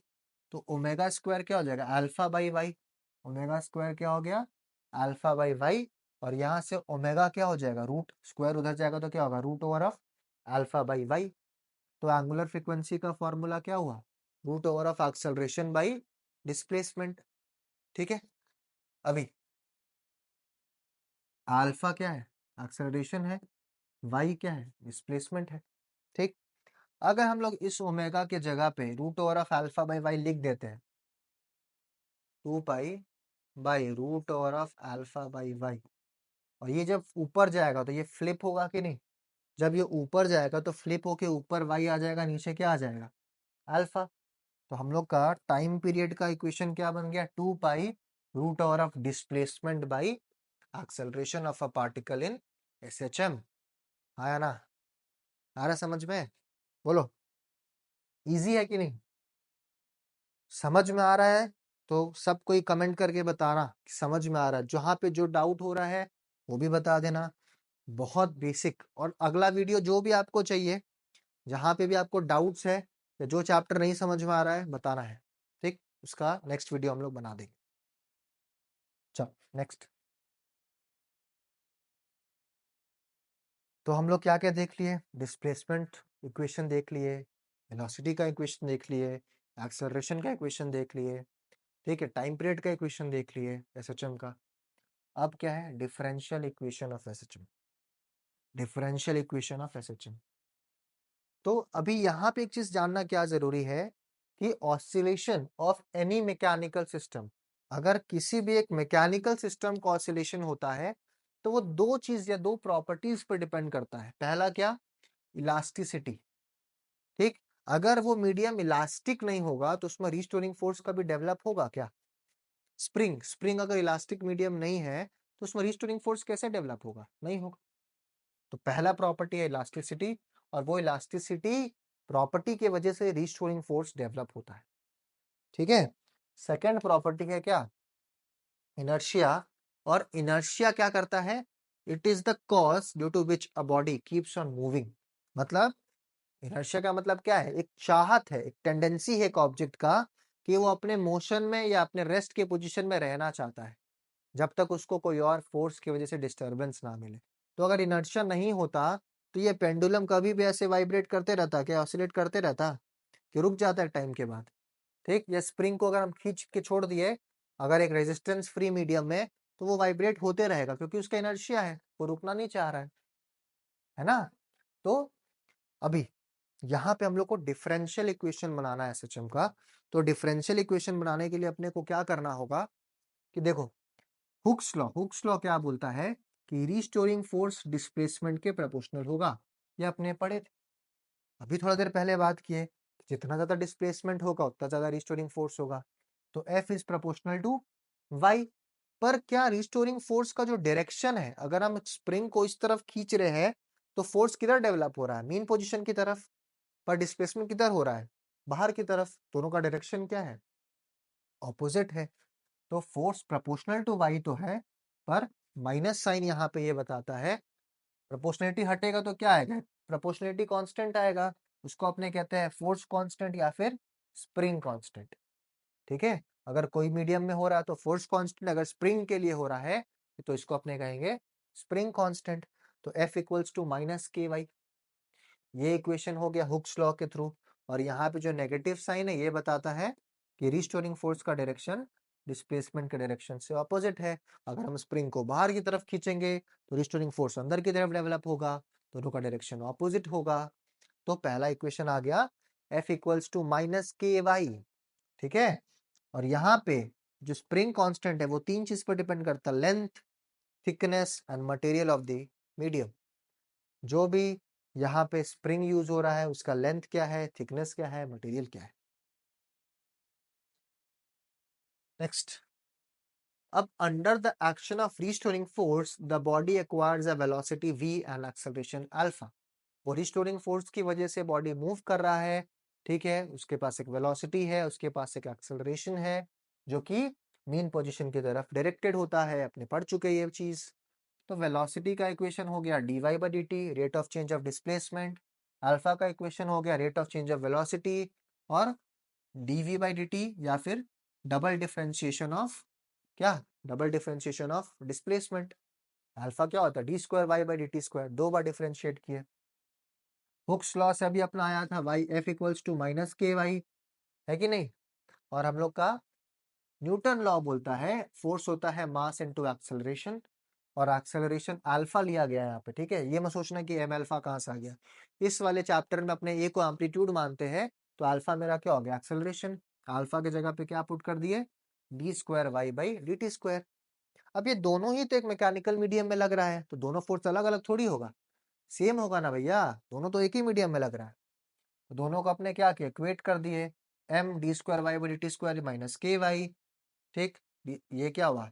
m into में था इस तरफ में, इस तरफ जाके क्या हो जाएगा? डिवाइड। तो क्या हो गया? D square Y by D T square equals to minus k by m into y. ठीक। माइनस चीज है, इस तरफ आके क्या होगा? पॉजिटिव।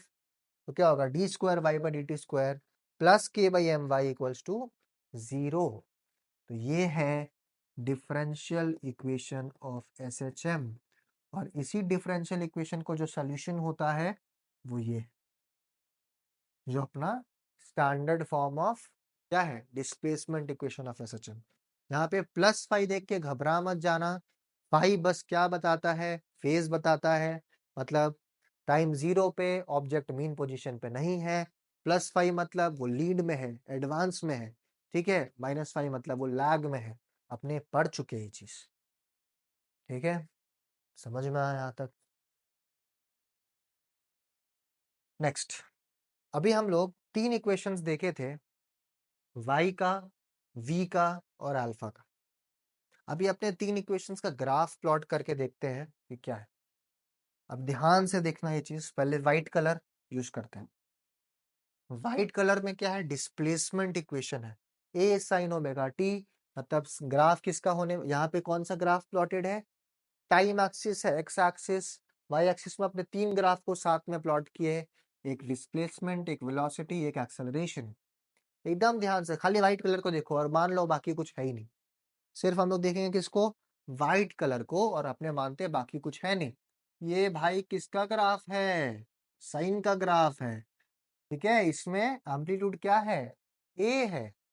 तो व्हाइट वाला भी ग्राफ किसका है, साइन का ग्राफ है। जीरो पे शुरू हुआ, मैक्सिमम पे गया, जीरो पे आया, negative maximum zero. Time period total है टी, कैपिटल टी। ठीक है, उसका आधा t/2, उसका आधा t/4, दोनों का बीच का 3t/4। खाली व्हाइट को देखे, साइन ओमेगा टी का ग्राफ, और इसका एम्पलीट्यूड क्या है, प्लस ए। मतलब इसका मैक्सिमम और मिनिमम, मैक्सिमम और नेगेटिव मैक्सिमम पॉइंट्स क्या है, प्लस ए और माइनस ए। और इसका एम्पलीट्यूड क्या हो जाएगा, यहाँ से यहाँ तक एम्पलीट्यूड सिर्फ ए। ठीक, डिस्प्लेसमेंट इक्वेशन, डिस्प्लेसमेंट का ग्राफ। वेलोसिटी का ग्राफ में क्या चेंज है, अब कलर, सॉरी कलर तो बदलना होगा ना भाई, कलर तो बदलना पड़ेगा। क्या है, v equals to a omega cos omega t. Graph किसका है, कॉस का ग्राफ है। कॉस जीरो होता है 1, शुरू होगा मैक्सिमम पे, zero, negative maximum zero, positive maximum. ठीक है, इसका सिर्फ येलो कलर को देखो, क्या ये कॉस का ग्राफ नहीं है, कॉस का ग्राफ अपने पढ़ के आए थे। सिर्फ येलो कलर वाला कॉस का ग्राफ है। और कॉस का ग्राफ का यहाँ पे मैक्सिमम एम्पलीट्यूड क्या है, ए ओमेगा। ओमेगा इंटू ए से बड़ा होगा ना, एंगुलर फ्रीक्वेंसी क्या होगा, हमेशा 1 से बड़ा होगा। तो 1 से बड़ा है मतलब मेरा जो ये जो गैप है ए ओमेगा, ये ए से बड़ा है। इसीलिए ये व्हाइट का हाइट येलो का हाइट से छोटा है, येलो का हाइट बड़ा है। तो ए ओमेगा ज्यादा, बड़ा। ठीक है, हम लोग ऐसे बोल सकते हैं व्हाइट वाले से कि y का मैक्सिमम क्या है, a, फिर v का मैक्सिमम क्या है, a ओमेगा। ठीक है, लास्ट, लास्ट क्या, colour change, colour change, colour change of alpha. Alpha क्या है, minus A omega square sine omega T. अब आप पूछोगे कहाँ से आया ये चीज, तो भाई यहां से आया ये चीज, minus A omega square, very very important. Alpha का equation minus A omega square cos omega T, sorry sine omega T. तो ग्राफ किसका है, साइन का, पर यहाँ पे एक नेगेटिव साइन है भैया। नेगेटिव साइन मतलब अगर साइन का ग्राफ, अगर साइन का ग्राफ ऐसा होता है तो माइनस साइन का ग्राफ क्या हो जाएगा, उसका उल्टा, उसका उल्टा हो जाएगा। ठीक है, माइनस साइन का ग्राफ उसका उल्टा। तो यहाँ पे ऑरेंज कलर देखो सब कोई, साइन का ग्राफ का उल्टा। व्हाइट का अगर साइन ग्राफ है तो ऑरेंज वाला उसका जस्ट उल्टा है, पर व्हाइट वाला डिस्प्लेसमेंट था, ऑरेंज वाला अल्फा है। उसका ए ओमेगा स्क्वायर जो उसका मैक्सिमम वैल्यूज है वो बड़ा है, बहुत बड़ा है, इसीलिए इसका डिस्प्लेसमेंट सबसे बड़ा है। ठीक है, तो y का मैक्सिमम a, v का मैक्सिमम a ओमेगा, a का मैक्सिमम a ओमेगा स्क्वायर सबसे ज्यादा। तीनों ग्राफ साथ में लिखा है, तीनों का टाइम पीरियड सेम होगा क्योंकि सबका एंगुलर फ्रीक्वेंसीज सेम है, इसीलिए सब टी के अंदर ही खत्म हो गया। सबका जो टाइम पीरियड है, colour change colour change colour change, सबका जो टाइम पीरियड है वो टी ही है, सबका टाइम पीरियड टी है। समझ में आया? बहुत इंपॉर्टेंट, बहुत इंपॉर्टेंट। ठीक है, सबको क्लियर है यहाँ तक? चलो next, total energy of a particle in SHM. जब भी कोई एक पार्टिकल एक मैकेनिकल सिस्टम में मूव कर रहा है, ठीक है, ऑसिलेशन हो रहा है मैकेनिकल सिस्टम में, तो उसमें दो एनर्जी इन्वॉल्व होता है। मैकेनिकल एनर्जी का दो पार्ट्स, एक काइनेटिक एनर्जी और एक पोटेंशियल एनर्जी। ठीक है, दोनों को मिला देंगे तो आएगा टोटल एनर्जी।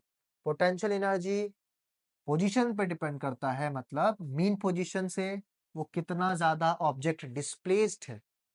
ठीक है, पोटेंशियल एनर्जी डिपेंड करता है किस पे? तो पोजीशन पे, मतलब उस मीन पोजीशन से कितना ज्यादा दूर, कितना ज्यादा डिस्प्लेस्ड है वो ऑब्जेक्ट। और काइनेटिक एनर्जी डिपेंड करता है वेलोसिटी पे, जितना ज्यादा वेलोसिटी होगा काइनेटिक एनर्जी भी उतना ज्यादा होगा। टोटल एनर्जी मतलब इन दोनों एनर्जीज का सम, इन दोनों एनर्जीज का सम हुई होगा क्या? Total energy. तो अभी अपने इसका इक्वेशंस देखते हैं। तो पोटेंशियल एनर्जी के लिए हम लोग क्या जानते हैं कि अल्फा का भी अपने देखे थे equation, minus omega square y इसका वैल्यू आया था। ठीक, और रिस्टोरिंग फोर्स क्या होता है? मास इनटू एक्सेलरेशन। एक्सेलरेशन की जगह पे बैठा है अपने माइनस ओमेगा स्क्वायर वाई, तो हम लोग का रिस्टोरिंग फोर्स कितना आ गया? Minus M omega square Y. ठीक है, if the particle undergoes infinitesimally small displacement dy, then the work done. मान लेते हैं स्प्रिंग का एग्जांपल में ही कि हम लोग इस पार्टिकल को बहुत थोड़ा सा डिस्प्लेस किए, बस dy, एकदम थोड़ा सा डिस्प्लेसमेंट किए dy, तो वर्क डन मतलब इसके जैसे हम इसको यहाँ से यहाँ डिस्प्लेस करेंगे तो इसमें पीछे की तरफ एक क्या डेवलप होगा? Restoring force. और वो जो रिस्टोरिंग फोर्स होगा वो काम करेगा, वर्क डन होगा। क्या काम करेगा? उस ऑब्जेक्ट को वापस अपने मेन पॉइंट पे लाने के लिए वो काम करेगा। और वो वर्क डन भी बहुत छोटा होगा, वो वर्क डन भी बहुत छोटा होगा। और वर्क डन क्या होता है? Force into displacement. ठीक, तो dy अगर इस तरफ था तो फोर्स क्या था? ऑपोजिट तरफ। तो छोटा सा वर्क डन क्या होगा? F into d y, but F क्या होगा? नेगेटिव, क्योंकि dy को अगर अपने पॉजिटिव मानते हैं तो F क्या होगा? नेगेटिव होगा। डायरेक्शन ऑपोजिट है तो dw क्या हो गया? Minus F d y. F का फॉर्मूला क्या था? Minus M omega square y. F का फॉर्मूला था minus M omega square y. तो माइनस पहले बाहर, एफ के जगह पे रिप्लेस हुआ minus M omega square y, d y के जगह डी वाई। ये माइनस इंटू माइनस हो गया प्लस, गायब हो गया। तो डी डब्ल्यू का वैल्यू क्या हो गया? M omega square y d y. छोटा वर्क डन, छोटा डिस्प्लेसमेंट के लिए जो छोटा वर्क डन है वो हो गया m omega square y d y. पर अपने को चाहिए भैया total work done, total work done पूरा। छोटा वर्क डन से काम नहीं चलेगा, हमको निकालना है पूरा वाई डिस्प्लेसमेंट के लिए। पूरा अगर हम वाई डिस्प्लेसमेंट नापेंगे तो टोटल वर्क डन कितना आएगा? तो हम इसको छोटे वाले वर्क डन को क्या करेंगे? इंटीग्रेट करेंगे। ठीक, कहाँ से कहाँ तक? लिमिट्स होगा 0 से टोटल वाई डिस्प्लेसमेंट तक। एम ओमेगा स्क्वायर इंटीग्रेशन में क्या है? कांस्टेंट है, बाहर आ गया, एम ओमेगा स्क्वायर बाहर आ गया। Integration of y d y क्या हो जाएगा? Y square by 2। ठीक, बेसिक इंटीग्रेशन है y square by 2, upper limit minus lower limit. तो एम ओमेगा स्क्वायर कहाँ कांस्टेंट रहा? एक बार y के जगह y बैठेगा, एक बार 0 बैठेगा। तो ये क्या हो गया? इसका सॉल्व करके दिखा देते हैं। M omega square into y के जगह y बैठा तो y square by 2, minus y के जगह 0 बैठा तो 0 स्क्वायर बाई 2। इसका वैल्यू कितना हुआ? 0 ही हुआ। तो क्या बचा? M omega square y square by 2। थोड़ा सा रीअरेंज करके क्या लिख सकते हैं? Half M omega square y square. और यही वर्क डन उस सिस्टम में कौन सी एनर्जी के फॉर्म में स्टोर होता है? तो पोटेंशियल एनर्जी के फॉर्म में स्टोर होता है। पोटेंशियल एनर्जी को अपने रिप्रेजेंट करते हैं कैपिटल यू के फॉर्म में। पोटेंशियल एनर्जी मतलब ही क्या? Capital U. ठीक है यहाँ तक? पोटेंशियल एनर्जी मतलब ही कैपिटल यू, फॉर्मूला क्या हो गया, half M omega square y square. समझ में आ रहा है। और देखो m constant, omega constant, displacement जितना ज्यादा पोटेंशियल एनर्जी भी उतना ज्यादा, डायरेक्टली प्रोपोर्शनल। मतलब बोल सकते हैं potential energy is directly proportional to y square. Potential energy is directly proportional to y square. जितना ज्यादा डिस्प्लेसमेंट, मीन पोजीशन से उतना ज्यादा दूरी, एनर्जी स्टोर्ड भी उसमें ज्यादा। ठीक है, चलो नेक्स्ट। नेक्स्ट क्या है, नेक्स्ट है काइनेटिक एनर्जी। तो काइनेटिक एनर्जी किस पर डिपेंड करता था, वेलोसिटी ऑफ द पार्टिकल पे। और वेलोसिटी का इक्वेशन क्या आया था भाई, v equals to omega into root over of A square minus Y square. हम लोग दोनों तरफ स्क्वायर कर दिए, क्या किए, स्क्वायरिंग बोथ साइड्स।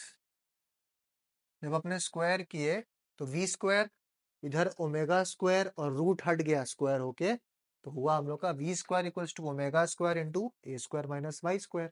और काइनेटिक एनर्जी क्या होता है, half m v square. V square का वैल्यू यहाँ पे पुट किए हाफ एम, और ये पूरा वैल्यू आ गया वी स्क्वायर का। ये हो गया काइनेटिक एनर्जी का फॉर्मूला। काफी सिंपल है ना। और टोटल एनर्जी क्या होता है, potential energy plus kinetic energy. Potential energy आया था half M omega square y square. Kinetic energy को हम लोग ब्रेक करके लिख दिए हाफ एम ओमेगा स्क्वायर ए स्क्वायर माइनस, मतलब ये पार्ट एक बार ए स्क्वायर के संग, फिर ये पार्ट एक बार वाई स्क्वायर के संग। ठीक है, अब देखो half M omega square y square plus में भी है माइनस में भी है, तो ये क्या हो गया, कट गया। ये बचा क्या, हाफ एम ओमेगा स्क्वायर ए स्क्वायर। मतलब टोटल एनर्जी का फॉर्मूला क्या हुआ, हाफ एम ओमेगा स्क्वायर ए स्क्वायर। ठीक है, ठीक। और हम लोग ओमेगा क्या लिखे थे, ओमेगा होता है 2 पाई एफ। बताए थे कि एफ और एन दोनों यूज कर सकते हैं, फ्रीक्वेंसी के जगह पे ओमेगा का वैल्यू क्या होता था 2 पाई एफ। और बहुत बुक्स में बताया है 2 पाई एन भी लिखता है फ्रीक्वेंसी को, तो यहाँ पे 2 पाई एन के फॉर्म में लिखा हुआ बुक के हिसाब से। एन फ्रीक्वेंसी है, तो ओमेगा के जगह पे अगर अपने 2 पाई एन पुट कर देंगे तो क्या होगा, हाफ एम 2 पाई एन का whole square into a square. Solve करने के बाद या टोटल एनर्जी का फॉर्मूला क्या आया, बहुत इंपॉर्टेंट, फ्रीक्वेंसी के टर्म्स में है, ये लीनियर फ्रीक्वेंसी के टर्म्स में है या एंगुलर फ्रीक्वेंसी के टर्म्स में। ठीक है, 2 pi square M N square ए स्क्वायर। अगर तुम ध्यान से यहाँ पे आप लोग देखोगे तो यहाँ पे 2 constant, pi constant, m constant, frequency और ए वेरिएबल है। ठीक, वो अलग अलग होगा अलग अलग मोशंस या अलग अलग कंडीशंस, अलग अलग सिस्टम्स के लिए। तो total energy is proportional to क्या, ए स्क्वायर। एम्पलीट्यूड जितना ज्यादा उतना ज्यादा टोटल एनर्जी, फ्रीक्वेंसी जितना ज्यादा उतना ज्यादा टोटल एनर्जी। दोनों के स्क्वायर पे डिपेंडेंट है, proportional to a square is proportional to n square, very very important. ठीक है, तो काइनेटिक एनर्जी समझ में आ गया, पोटेंशियल एनर्जी समझ में आ गया एसएचएम का, और टोटल एनर्जी भी समझ में आ गया होगा। ठीक है, मजा आ रहा पढ़ने में। अब लास्ट, अब इसमें ग्राफिकल रिप्रेजेंटेशन क्या है। तो ग्राफिकल रिप्रेजेंटेशन किस किस चीज का, जब एक पार्टिकल अपने मीन पोजीशन पे है, जब एक पार्टिकल अपने मीन पोजीशन पे है मतलब उसका डिस्प्लेसमेंट फ्रॉम मीन पोजीशन क्या है, जीरो। अब अगर y का वैल्यू जीरो पुट करेंगे तो पोटेंशियल एनर्जी के फॉर्मूला में y जीरो तो u भी जीरो, मतलब मीन पोजीशन पे भाई पोटेंशियल एनर्जी कितना होता है, जीरो। ठीक है, काइनेटिक एनर्जी के फॉर्मूला में y जीरो पुट करेंगे तो क्या होगा, काइनेटिक एनर्जी क्या हो जाएगा, हाफ एम ओमेगा स्क्वायर ए स्क्वायर, मतलब अपने मैक्सिमम वैल्यू पे है। देखो अगर अपने इसको रिप्रेजेंट करते हैं ग्राफ में तो कैसे होगा, मान लेते हैं कि एक पेंडुलम वाला ही केस ले लेते हैं।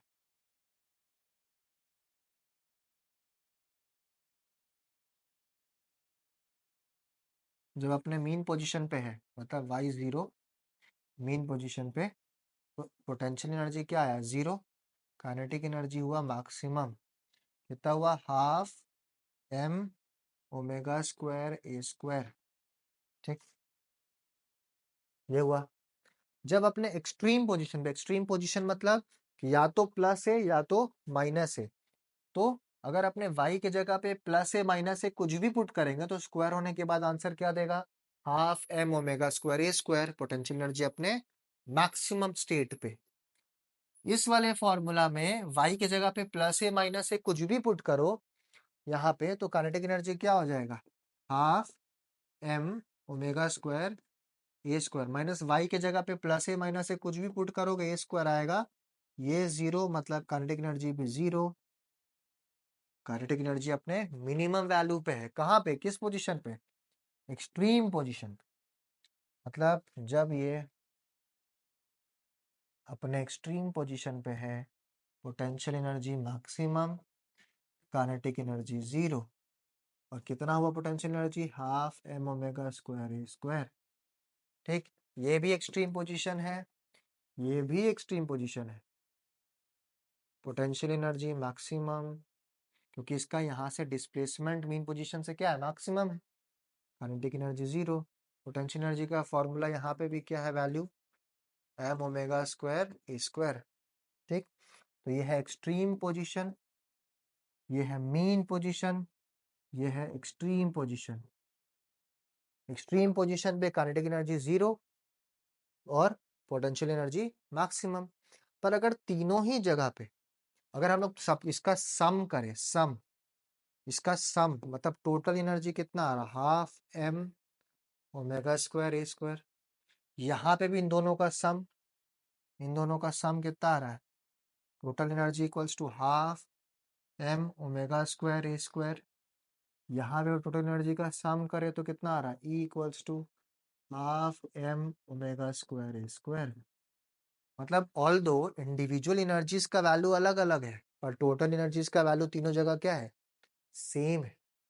ठीक है, तो इस हिसाब से अगर हम लोग इसका ग्राफ प्लॉट करते हैं energy with respect to displacement, तो जब डिस्प्लेसमेंट जीरो, जब डिस्प्लेसमेंट जीरो, ये ग्रीन वाला किसका है? पोटेंशियल एनर्जी का। तो पोटेंशियल एनर्जी जीरो होता है मीन पोजीशन पे, मैक्सिमम होता है एक्सट्रीम पोजीशन पे। तो ये जो ग्रीन वाला ग्राफ है ये पोटेंशियल एनर्जी का ग्राफ। ठीक है, फिर काइनेटिक एनर्जी एक्सट्रीम पोजीशन पे क्या होता है? जीरो, और मीन पोजीशन पे काइनेटिक एनर्जी क्या होता है? मैक्सिमम। तो ये जो येलो वाला ग्राफ है ये किसका ग्राफ है? काइनेटिक एनर्जी का। एक्सट्रीम पोजीशंस पे काइनेटिक एनर्जी जीरो, क्योंकि पेंडुलम वहां जाके रुकता है। जब रुका वेलोसिटी जीरो तो काइनेटिक भी जीरो, पर उसका डिस्प्लेसमेंट क्योंकि मैक्सिमम है तो पोटेंशियल मैक्सिमम होगा। फिर जब ये जीरो पे आया तो यहाँ पे सबसे ज्यादा स्पीड से गुजरता है पेंडुलम। अगर यहाँ देखोगे तो यहाँ पे जाके पेंडुलम रुकेगा, या वो ड्रैगन वाला जो झूला होता है मेला में, वो वहां जाके रुकता है। वेलोसिटी जीरो, काइनेटिक जीरो, पर उसका डिस्प्लेसमेंट सबसे मैक्सिमम है तो पोटेंशियल एनर्जी मैक्सिमम। ठीक है, पोटेंशियल मैक्सिमम है, काइनेटिक जीरो है। तो फिर जब वो वापस आएगा तो यहाँ पे उसका बोल सकते हैं हम लोग कि वेलोसिटी मैक्सिमम होता है किसी भी ऑब्जेक्ट का जब वो अपने मीन पोजीशन से गुजरता है, इसीलिए उसका काइनेटिक एनर्जी भी क्या होता है? मैक्सिमम होता है। ठीक है, फिर मीन पोजीशन से जब जाता है ये अपने एक्सट्रीम पोजीशन पे, वापस काइनेटिक जीरो हो जाता है, पोटेंशियल मैक्सिमम हो जाता है। तो ये येलो ग्राफ में एक्सट्रीम पोजीशंस पे काइनेटिक जीरो क्योंकि वहां पे रुकेगा, और मीन पोजीशन पे काइनेटिक मैक्सिमम। तो येलो ग्राफ हो गया काइनेटिक का। इन दोनों का सम, हर जगह पे सम क्या होगा? ई का वैल्यू सेम होता है, कांस्टेंट होता है। ये जो व्हाइट लाइन है, ये जो व्हाइट लाइन है, ये है टोटल एनर्जी का ग्राफ, स्ट्रेट लाइन, क्योंकि टोटल एनर्जी तीनों ही इंस्टेंट पे क्या था? कांस्टेंट था। टोटल एनर्जी तीनों ही इंस्टेंट पे कांस्टेंट था। समझ में आया यहाँ तक? देखो यहाँ तक, ठीक है, तो यहाँ तक सबको समझ में आ गया। चलो आगे देखते हैं। अभी जो अपना कॉन्सेप्ट है वो है सिंपल पेंडुलम। हम लोग पेंडुलम को एज एग्जांपल बहुत बार अभी डिस्कस किए हैं, अब हम लोग थोड़ा इसका डिटेल में बात करने वाले हैं। ठीक है, तो सिंपल पेंडुलम में यहाँ पे आप जैसे देख रहे हैं कि व्हाइट कलर का एक पेंडुलम बना हुआ है, इसमें इसको बोलते हैं बॉब। ये क्या है? ये है बॉब ऑफ अ पेंडुलम। ठीक, और ये स्मॉल एल क्या है? Length, length of the effective length या फिर लेंथ ऑफ द पेंडुलम। अब जब ये पेंडुलम अभी ये जो ओएस है, ओएस इसका मतलब क्या है, ओएस में पेंडुलम अपने मीन पोजीशन पे है, ओएस में पेंडुलम अपने मीन पोजीशन पे है। अब जब ये पेंडुलम मूव करेगा, जब अपने एक्सट्रीम पोजीशन पे जाएगा, फिर मीन पे आएगा, फिर एक्सट्रीम पे जाएगा, फिर मीन पे आएगा, तब एक ऑसिलेशन प्रोड्यूस होगा। ठीक है, तो अभी हम लोग मानते हैं कि ये पेंडुलम कहीं पे भी एक पॉइंट ए पॉइंट पे इसका बॉब है, ठीक, जिसका एंगल अपने क्या माना है, एंगुलर डिस्प्लेसमेंट कितना है उसमें, थीटा है। ठीक, अब ए पॉइंट पे अपने को देखना है कि वहां पे क्या क्या फोर्सेस एक्ट हो रहा है। ठीक, तो जब ये पेंडुलम यहाँ पे गया तो हम मानते हैं कि इसमें इसका जो खुद का वेट है वो क्या है, नीचे की तरफ है mg। अब ये अगर mg है, ये वाला इसका अगर mg है, ये थीटा है तो ये भी थीटा होगा, क्योंकि ये OS और ये लाइन दोनों पैरेलल लाइंस है, तो ये थीटा है तो ये भी थीटा होगा, कॉरेस्पॉन्डिंग एंगल्स। तो mg का एक कंपोनेंट इस तरफ बनेगा क्या, mg cos थीटा, इस तरफ बनेगा एक और कंपोनेंट mg sin थीटा। ठीक है, अभी अगर mg cos थीटा इस तरफ है तो वायर के ऊपर एक टेंशन लगेगा, उसको हम लोग टी डैश मान लेते हैं, टी डैश। ठीक है, टी डैश क्यों मान ले रहे हैं, क्योंकि हम लोग कैपिटल टी को टाइम पीरियड बोलते हैं इसीलिए, तो हम लोग क्या मान लिए, टी डैश हो गया टेंशन। तो अगर हम लोग यहाँ पे कंपोनेंट्स के हिसाब से सॉल्व करें तो क्या होगा, जो अपना रिस्टोरिंग फोर्स है, जब कोई भी पेंडुलम, जब ये पेंडुलम ऐसे मूव किया, तो जब ये पेंडुलम इधर डिस्प्लेसमेंट हो रहा है तो इसका रिस्टोरिंग फोर्स किस तरफ डेवलप होगा, रिस्टोरिंग फोर्स अंदर मीन पोजीशन की तरफ डेवलप होता है। आपने बहुत बार बात की इस चीज के बारे में। तो इसका रिस्टोरिंग फोर्स क्या होगा, mg sin थीटा होगा इसका मैग्नीट्यूड। और क्योंकि ये डिस्प्लेसमेंट से नेगेटिव डायरेक्शन में, ऑपोजिट डायरेक्शन में है, तो नेगेटिव साइन क्यों आया यहाँ पे, क्योंकि f is opposite to the displacement. अपने अगेन ये वाला बहुत बार बात कर चुके हैं। ठीक है, तो ये क्वेश्चन बहुत बार आता है कि पेंडुलम में, सिंपल पेंडुलम में रिस्टोरिंग फोर्स क्या होता है, तो वो क्या होता है, माइनस mg sin थीटा। ठीक है, इस चीज को याद रखना है। अब देखें, जनरली ये जो थीटा होता है बहुत स्मॉल होता है, ये जो एंगुलर डिस्प्लेसमेंट है वो बहुत छोटा होता है। तो अगर एंगुलर डिस्प्लेसमेंट भाई बहुत छोटा होगा तो अपने को पता है रेडियंस में, और याद रखना ये रेडियंस में होना चाहिए, कभी भी डिग्री में नहीं लेते अपने। ये अगर रेडियंस में है तो साइन थीटा को अपने क्या मान लेंगे, अज्यूम करेंगे कि साइन थीटा ऑलमोस्ट थीटा के ही बराबर है। ठीक, और अगर हम लोग ये पार्ट को देखते हैं, अगर हम लोग देखते हैं ये पार्ट को, ये आर्क और ये, ठीक, इसमें ये क्या है, थीटा, यहां से यहां तक का डिस्प्लेसमेंट को क्या माना गया है, एक्स माना गया है। ठीक है, अब ये क्योंकि थीटा बहुत छोटा है तो ये जो आपको पिज्जा का स्लाइस जैसा दिख रहा है, इसमें अपने जानते हैं कि क्या होता है, एंगल, एंगल जो होता है वो होता है आर्क लेंथ बाई रेडियस। ठीक है, ये अपने पढ़े हैं पहले भी, मैथ्स में जनरली, ये बेसिक मैथ्स में पढ़ा जाता है कि angle equals to arc by radius. Angle क्या है, थीटा, आर्क लेंथ क्या है, एक्स, और यहाँ पे रेडियस क्या है, रेडियस ये एल है रेडियस। ठीक है, तो यहाँ पे थीटा क्या हो जाएगा, आर्क लेंथ क्या है, एक्स, और यहाँ पे रेडियस क्या है, रेडियस है एल, यही है ना। ये जो पेंडुलम घूम रहा है तो क्या रेडियस मेंटेन कर रहा है, यहाँ पे एल मेंटेन कर रहा है। तो यहाँ से मेरा थीटा क्या हो गया, एक्स अपॉन एल। अब थीटा हो गया एक्स अपॉन एल, तो हम लोग यहाँ पे साइन थीटा को रिप्लेस किए थे थीटा से, और थीटा के जगह पे क्या पुट कर देंगे, एक्स बाई एल पुट कर देंगे। ये फॉर्मूला में साइन थीटा के जगह पे क्या आ गया, एक्स अपॉन एल आ गया। तो हम लोग का रिस्टोरिंग फोर्स का फॉर्मूला क्या हो गया, minus m g x by l. ठीक है, और जब भी रिस्टोरिंग फोर्स लग रहा है तो पार्टिकल जो भी ऑसिलेट कर रहा है उसमें क्या एक्सेलरेशन प्रोड्यूस होगा। ठीक है, और उसके हिसाब से न्यूटन्स का जो लॉ है, न्यूटन लॉ के हिसाब से क्या होगा, F equals to m into mass into acceleration होता है न्यूटन के हिसाब से। तो F equals to m alpha, alpha यहाँ पे क्या, एक्सेलरेशन ऑफ द बॉब। तो ये दोनों को अब अपने इक्वेट कर सकते हैं कि नहीं इक्वेट कर सकते हैं, बिल्कुल इक्वेट कर सकते हैं। तो हम लोग लिखेंगे comparing F equals to m alpha is equals to minus m g x by l. यहाँ पे m और m कट चुका। ठीक है, तो क्या बचा, alpha equals to minus g x by l.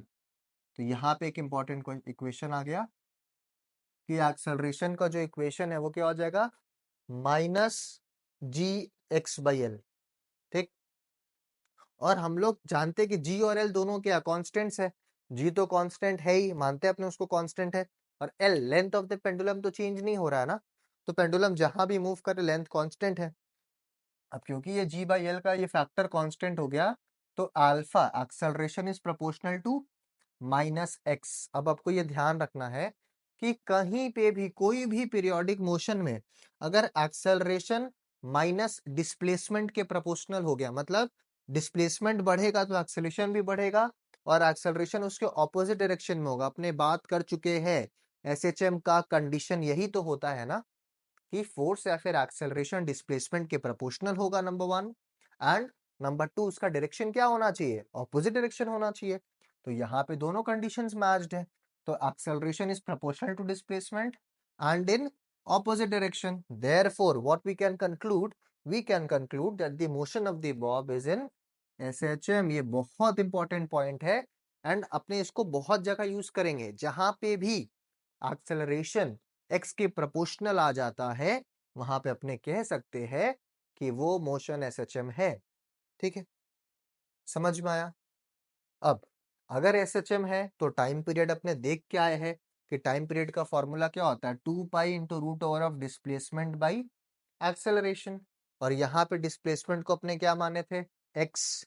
यहाँ पे जो डिस्प्लेसमेंट था मीन पोजीशन से लेके इस पॉइंट ए तक का, उसको अपने माने थे एक्स।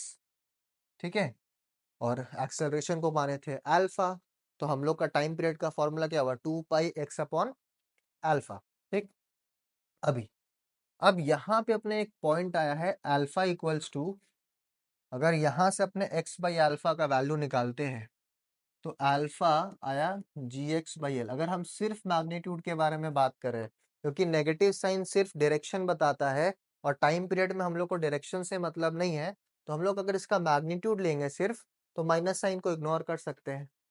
अब यहाँ पे अल्फा नीचे आया, अल्फा नीचे आएगा, एल ऊपर जाएगा, तो l equals to g x by alpha. ठीक, हम लोग को एक्स बाई अल्फा का वैल्यू चाहिए, याद रखना। तो जी जो मल्टीप्लाई में वो डिवाइड में आएगा, मतलब l by g is equals to x upon alpha. यहाँ से अपने इस वैल्यू को रिप्लेस कर सकते हैं। ठीक है, तो एक्स बाई अल्फा की जगह क्या पुट किए, एल बाई जी। तो हम लोग का इक्वेशन क्या आया, टाइम पीरियड का इक्वेशन आ गया। ये फॉर्मूला बहुत इंपॉर्टेंट है, इससे सम्स आएगा। ठीक है, टाइम पीरियड का फॉर्मूला है 2 pi root over of L by G. L क्या है, effective length of the simple pendulum. G क्या है, effective acceleration due to gravity.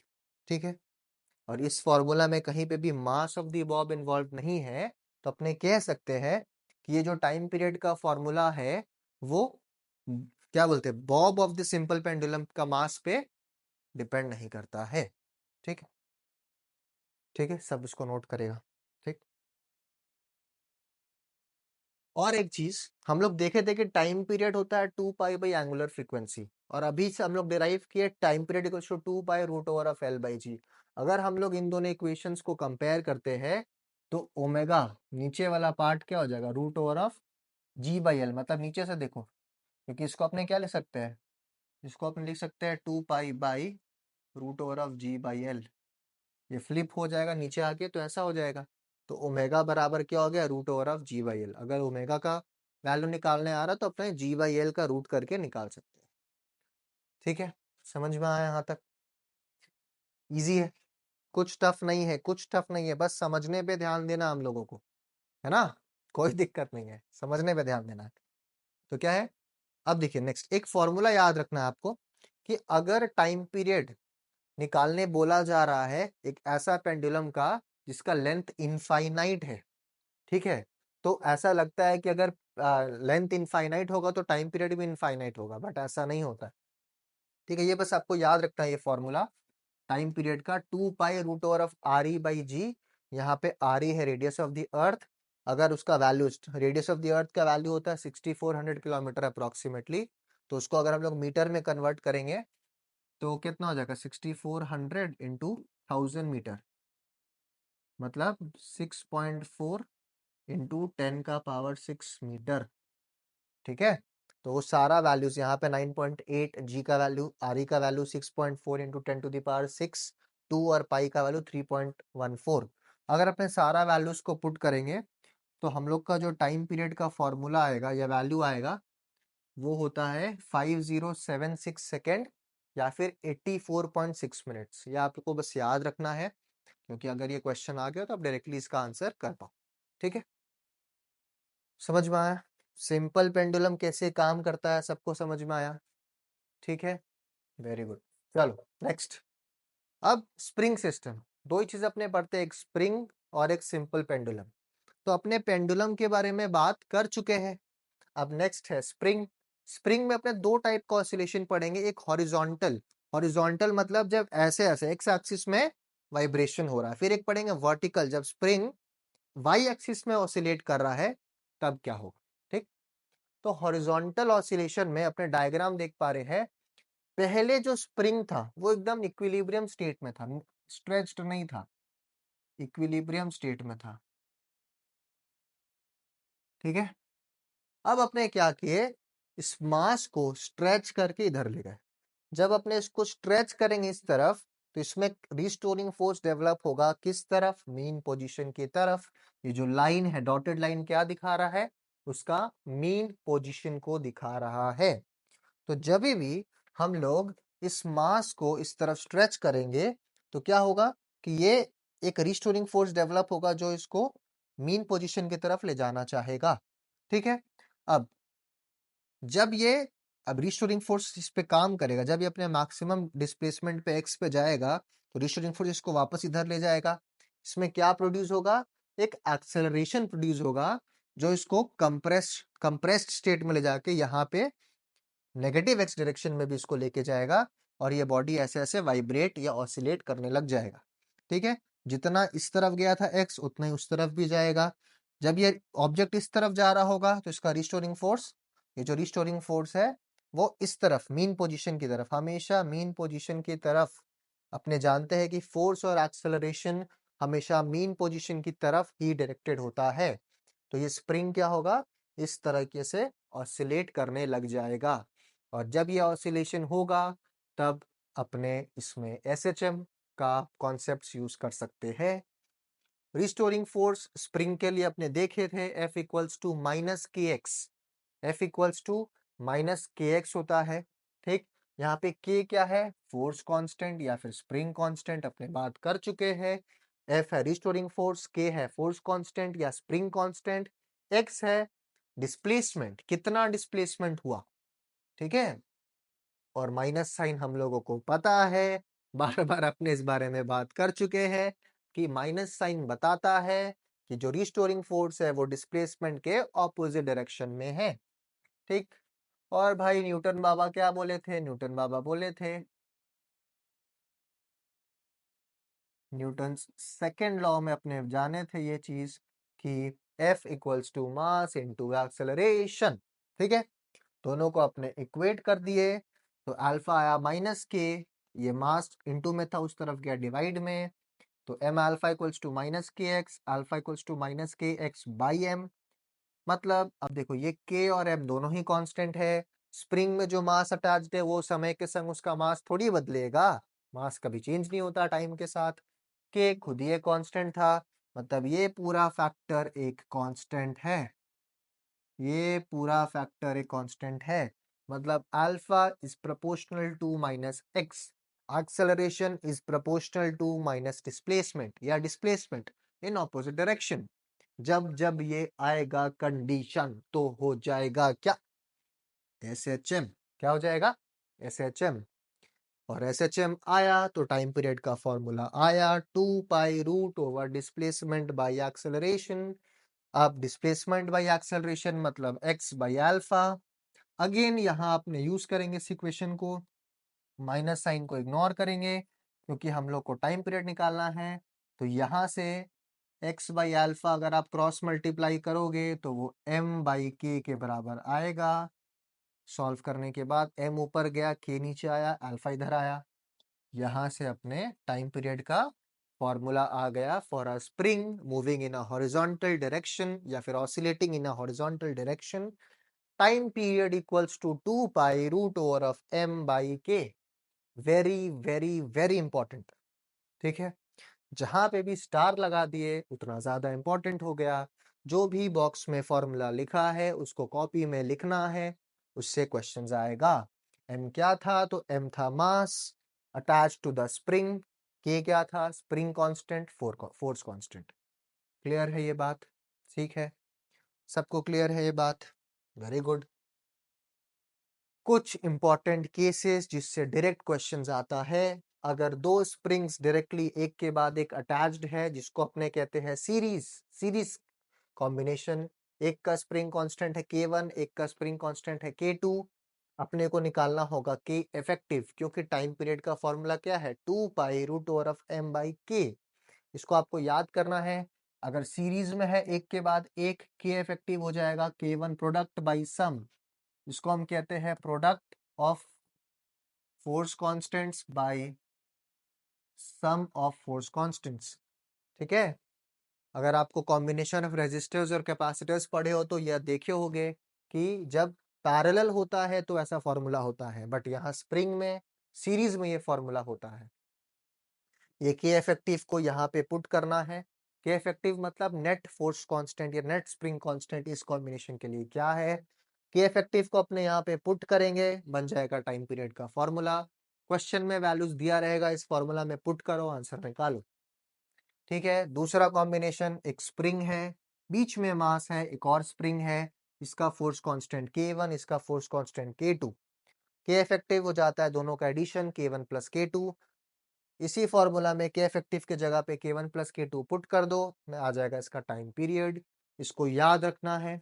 ठीक है, ये स्पेशल केसेस है, इससे आपको डायरेक्ट क्वेश्चंस देखने को मिल सकता है। ठीक है, चलो, किसी को कोई भी डाउट नहीं हो रहा होगा, मेरे हिसाब से आपको सब कुछ समझ में आ रहा है। ठीक है, कुछ नहीं समझ में आ रहा है, थोड़ा वीडियो स्लो करो, थोड़ा सा बैक करो, एक बार रिवाइंड करके देखो कि मेरे को समझ में आ रहा है कि नहीं। नोट्स बनाओ, ये इसका पीडीएफ फॉर्म में नोट्स नीचे डिस्क्रिप्शन में अपलोडेड रहेगा, वहां से आप लोग इसको यूज कर सकते हैं। ठीक है, तो हम लोग स्प्रिंग का हॉरिजॉन्टल ऑसिलेशंस तो देख लिए, अब बच गया, अब क्या बच गया? स्प्रिंग का वर्टिकल ऑसिलेशंस। तो अभी यहाँ पे 3 डायग्राम, बहुत बहुत इंपॉर्टेंट। यहाँ पे है 3 डायग्राम्स। पहला डायग्राम में सिर्फ एक स्प्रिंग है, जिसका इफेक्टिव लेंथ क्या दिया हुआ है? Capital L। ठीक है, ध्यान देना। अब इस स्प्रिंग में हम लोग सिर्फ एक मास झुला दिए, एक मास स्मॉल m झुला दिए, तो स्प्रिंग नीचे की तरफ थोड़ा सा खींचेगा कि नहीं खींचेगा? एक्सटेंशन आएगा कि नहीं आएगा? हाँ भैया, हाँ सर, आएगा। कितना आया एक्सटेंशन भाई? स्मॉल l एक्सटेंशन आ गया। थोड़ा सा स्प्रिंग खींच के स्मॉल l खींच गया, तो L क्या है? Extended length due to mass m। Mass के झुलाने की वजह से थोड़ा सा स्प्रिंग खिंच गया। ठीक है, अब इस B वाले फिगर में क्या हुआ? तो हुक्स लॉ से F equals to minus KL अपने को पता है। स्प्रिंग जो फोर्स लगाता है ऑब्जेक्ट पे वो क्या होता है? रिस्टोरिंग फोर्स जो है वो क्या होता है? F equals to minus KX बोलते थे। यहाँ पे x के जगह पे डिस्प्लेसमेंट है L, तो F equals to minus KL। But ये खींचने के बाद इस स्टेट में ऑब्जेक्ट आके रुक गया। रुक गया इसका मतलब क्या? कि यहाँ पे नेट एक्सेलरेशन 0 है।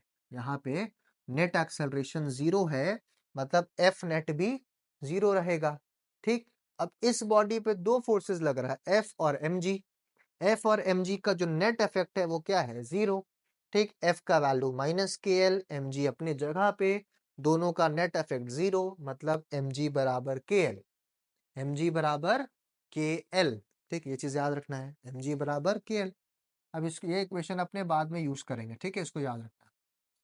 अब हम लोग क्या किए कि यहाँ पे तो अभी तक ऑसिलेशन एसएचएम आया ही नहीं, सिर्फ तो एक मास झुलाया भाई स्प्रिंग में। अब अपने इसको पकड़ के ऐसे खींचे, अब छोड़ दी। जब इसको पकड़ के अपने ऐसे खींचे तो कितना खींचे? वाई डिस्प्लेसमेंट तक खींचे, तो स्प्रिंग क्या हुआ? स्प्रिंग स्ट्रेच हुआ, छोड़े, ऐसे ऐसे वाइब्रेशन शुरू हो गया।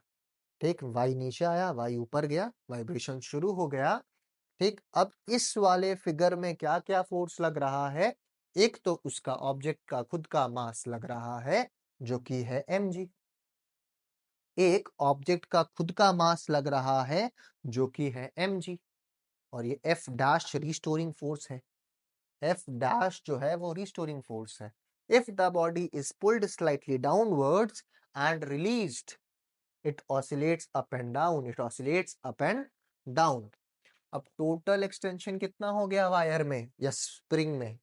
पहले का एक्सटेंशन L था, अब इसमें Y अटैच्ड हो गया, मतलब टोटल एक्सटेंशन क्या हो गया? यहां से यहां तक total extension L plus Y है ना। टोटल एक्सटेंशन हो गया L प्लस Y। तो force exerted by the spring on the body, body पे स्प्रिंग कितना फोर्स लगाया? तो भैया F डैश हो गया माइनस के into displacement, total displacement, total extension यहाँ पे क्या है? तो L प्लस Y है। आया ना। F डैश यहाँ पे माइनस के एक्स होना चाहिए था, एक्स क्या था? डिस्प्लेसमेंट। डिस्प्लेसमेंट यहाँ पे टोटल कितना है? स्प्रिंग में एक्सटेंशन कितना है? L plus Y। अब क्योंकि वो ऑसिलेट करने लगा तो नेट फोर्स निकालना जरूरी है कि नहीं जरूरी है? बिल्कुल जरूरी है। तो नेट फोर्स क्या हो गया? एक तो रिस्टोरिंग फोर्स था, एक और mg था, दोनों का एडिशन। F डैश का वैल्यू आया माइनस के L प्लस वाई, पुट कर दिए, mg का बराबर mg। और लास्ट इक्वेशन में अपने इसको रखे थे स्टोर करके, फ्रीजर में स्टोर करके रखे थे कि कल खाएंगे, और कल आ गया। तो mg बराबर KL अपने यूज करेंगे, और हम लोग यहाँ पे mg के जगह पे KL प्लेस किए, minus KL plus KL cut गया, F नेट हो गया माइनस K इंटू वाई। और डिस्प्लेसमेंट जो कि ऑसिलेशन को प्रोड्यूस कर रहा था, वो डिस्प्लेसमेंट जो कि ऑसिलेशन को प्रोड्यूस कर रहा था वो तो y ही था, y ही की वजह से डिस्प्लेसमेंट हुआ था। ये तो सिंपल स्ट्रेचिंग था due to the mass m। तो फोर्स जो यहाँ पे नेट फोर्स है हमारा, जो यहाँ पे हमारा नेट फोर्स है, वो अगेन माइनस के वाई अपना एक्चुअल फॉर्म में आ गया, proportional to displacement and is in opposite direction. ठीक है, एसएचएम का आ गया वो कंडीशन। और न्यूटन बाबा बोले थे एफ नेट होगा मास इनटू एक्सेलरेशन। सेम चीज दोनों को इक्वेट किए, अल्फा आया minus k by m into Y, ये है कांस्टेंट। तो alpha is proportional to minus y. ओहो हो, very good very good, SHM का कंडीशन आ गया। अब एसएचएम का कंडीशन अगर आ गया तो क्या बोलेंगे? टाइम पीरियड, टाइम पीरियड होगा 2 pi root over of displacement by acceleration, same horizontal spring की तरह m बाई के, क्योंकि वहां पे x by alpha m by k था क्योंकि हॉरिजॉन्टली डिस्प्लेसमेंट हो रहा था। यहाँ पे y बाई अल्फा, डिस्प्लेसमेंट को बस y मान लिया गया है क्योंकि वर्टिकल डिस्प्लेसमेंट हो रहा है। तो y बाई अल्फा बराबर m by k. Formula remains same, चाहे हॉरिजॉन्टल हो चाहे वर्टिकल हो, टाइम पीरियड का फॉर्मूला सेम रहेगा। ठीक है, वो होगा m by 2 pi root over of mass of the object attach to the spring by spring constant या फिर फोर्स कांस्टेंट। ठीक, कोई दिक्कत नहीं, यहां तक सब कुछ क्लियर है ना? एकदम क्लीन और क्लियर। नेक्स्ट, अब वर्टिकल हॉरिजॉन्टल डायरेक्शन वाले में 2 केस देखे थे, यहाँ पे 3 केस है। इसको कहते हैं पैरेलल। जब 2 स्प्रिंग्स पैरेलल में लगा हुआ है तो के इफेक्टिव हो जाएगा k1 प्लस k2, और 2 pi root over of m by k effective के जगह ये के इफेक्टिव का वैल्यू पुट कर दो। ठीक है, दो, एक स्प्रिंग मास, एक और स्प्रिंग, के इफेक्टिव पिछली बार की तरह ही k1 plus k2, formula 2 pi root over of m plus K. इसको ऐसे घुमा देंगे हॉरिजॉन्टल, ऐसे कर देंगे vertical, formula remains same. Series combination, series में एक के बाद एक, पैरेलल का formula k1 k2 by k1 plus k2 product by sum, K effective में उसको पुट करेंगे, टाइम पीरियड निकल जाएगा। ठीक है, आई होप सब कुछ क्लियर है। आप लोगों को अगर बहुत अच्छा लग रहा है क्लासेस तो काइंडली कमेंट्स में बताओ। कुछ अगर कोई और कॉन्सेप्ट, कोई और टॉपिक में प्रॉब्लम्स है मेरे को बताओ, कोई डाउट्स है कमेंट में लिखो। ठीक है, आराम से सारा डाउट्स क्लियर करेंगे, हर एक टॉपिक को पढ़ेंगे। ठीक है, आप लोग आराम से डिस्क्रिप्शन से नोट्स डाउनलोड कर लो और पढ़ाई पे ध्यान दो। So thank you and have a nice day.